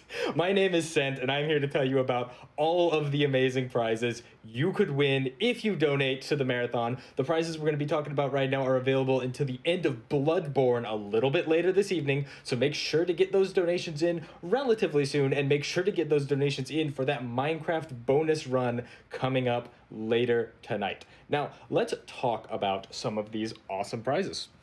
From Chain Chomp, we have this lovely pair of Pokemon pillows here. You get a Pokeball, you get a Pikachu. They're adorable. They're going to make great throw pillows. Mom, you put these throw pillows on your couch, yeah? Okay, she gave me I'm going to put these throw pillows on her couch, whether she likes it or not, as soon as the segment's done. But they're a $10 minimum donation. I think they look great. I'd love to have them on my couch, and I'm sure you would too. I'll set them over there for now, though. Now, from Geekilla, we have some really cool Smash Bros. Inspired pixel art prints here. I'll just grab a couple of them. I believe the full set is about 6 of these, and, they're just different characters from the Smash Brothers series, kind of rendered in a cool digital pixel art style. I'm a big fan of them. It's a $15 minimum donation for the whole set. Huge shoutouts to Geekilla for providing them. Now, from our friend Shining Capella, we have a pair of beautiful illustrations, the Mistborn crossover illustrations. They're a combination of Final Fantasy IX and Bloodborne illustrations. We have 2 of them. One of them is a Zidane as a hunter in the streets with, his weapons out. It looks absolutely beautiful. Huge fan of it. The other is as Freya, posing as Lady Maria in the Astral Clock Tower, with the legs up, with the hat down. It is so cool. I love the design. Both of them are individual prizes, but they come with a black and gray and a colored version. And they are both, I believe, $15 minimum donations from now until the end of Bloodborne. Head over to gamesdonequick.com, check out the prize page. You're going to see great photos of them. They look amazing. Now, from Annie Jess, for a $20 minimum donation, we have this lovely hand-knitted scarf. But it's not just any scarf, because this scarf is also Kazooie. I love it. It's Kazooie, the scarf. And wait, it gets better because Kazooie's mouth is a little clip. You can push down her head a little bit, and suddenly she could just clip the scarf together. So your scarf will be safe around your neck. Or in true Kazooie fashion, she could just, you know, bite your nose. That's probably what Kazooie would do more. Don't worry, we're gonna clean that before we send it off to anyone. It's all good. It's all good like this scarf. It's absolutely beautiful. Huge fan of it. Thank you so much, Annie Jess, for sending it out to us. Again, $20 minimum donation. I love it. Put that down real quick and talk about some of the other great prizes we have available. Prizes like from LG, this absolutely amazing Bloodborne crossover fan art. This is actually our mascot Velocity crossed over with Bloodborne as a hunter from the game. And all the different Bloodborne bosses are just kind of spilling off of Velocity's coat and weapon. You have Rom, the vacuous spider. You have the cleric beast. You have Father Gascoigne. It's so cool. I love this design. It might not be showing up too well on camera because there's a lot of very intricate line work in this. But again, if you head over to gamesdonequick.com, check out the tracker or check out the prize page, you're going to see some great up-close images of this. It is a beautiful design. $25 minimum donation from now until the end of Bloodborne. And again, thank you so much, LG, for providing this. Now, from our friend Pepsi Man, there's a lot of A's in the username. I got to make sure I enunciate all of them. We have a beautiful Luigi's Mansion painting, and it's a $30 minimum donation. And I know what you're asking, Seth. $30 minimum donation for a painting? That kind of sounds like a lot. Don't worry. Let me explain. Wait. Okay. No. There's no time to explain. Let me show you. Trust me. When I say it is a painting worthy of a $30 minimum donation, this is very much a painting worthy of a $30 minimum donation. It is absolutely beautiful. It comes in this lovely antique-styled frame. It exudes that creepy, haunted manor vibe. I'm a real big fan of this. I'm going to slowly kind of pan it across the camera to give you a better view of all angles of it. And it is so good. Thank you so much, Pepsi Man, for painting this. I'm going to go set it down gently so that nothing happens to it. Unlike the actual manor, which collapses at the end of the game. Don't be like Luigi's Mansion. Set your manor down gently.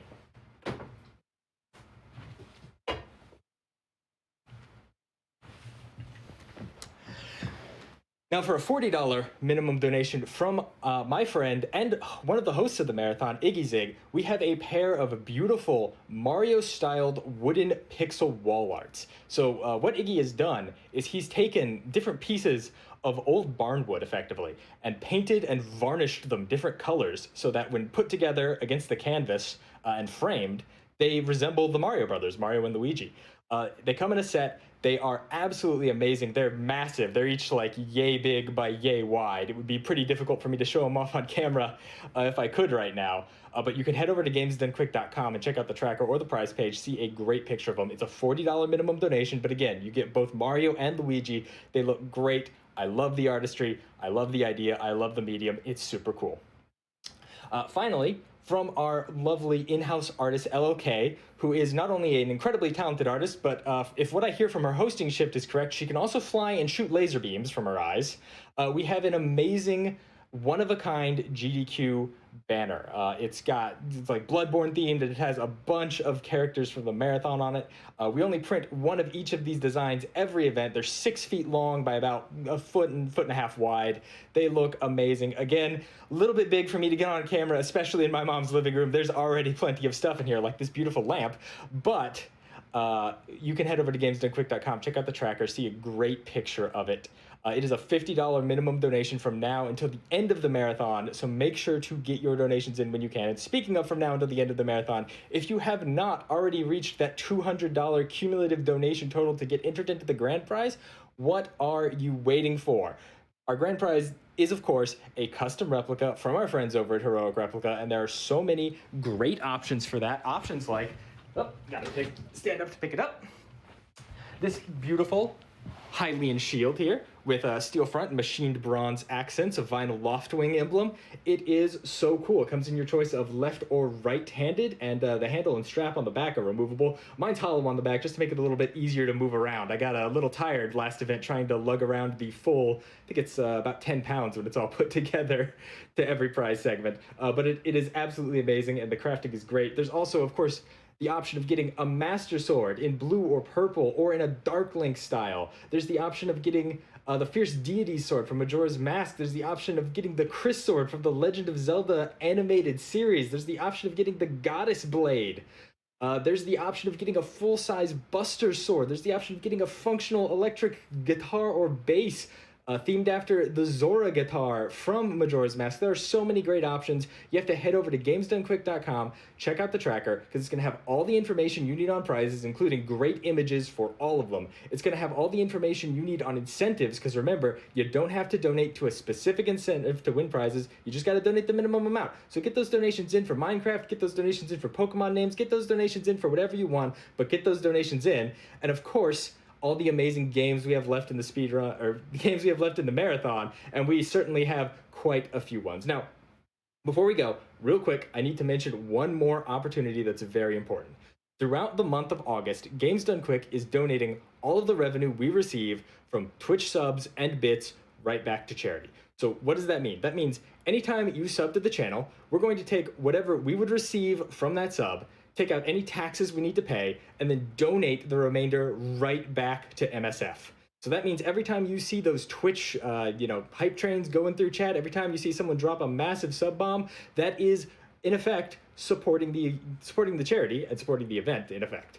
Now, the important thing to remember is if you have Amazon Prime, and I'm sure a lot of us do have Amazon Prime, you have Prime Gaming. And if you have Prime Gaming, you have a free sub every month to any channel on Twitch. And with that sub, the streamer still gets the full revenue, which means that if you have Amazon Prime, you can effectively, at no cost if you so choose, give your sub to Games Done Quick for the month, and we will donate that revenue right back to MSF. Anyway, that's going to do it for me. Let's send it right back up to the front as we get ready for all of the amazing runs that are still left in the marathon. I'm looking forward to them.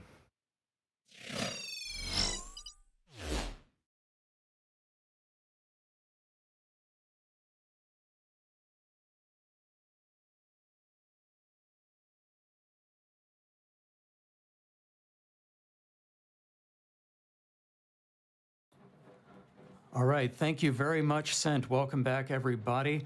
I don't want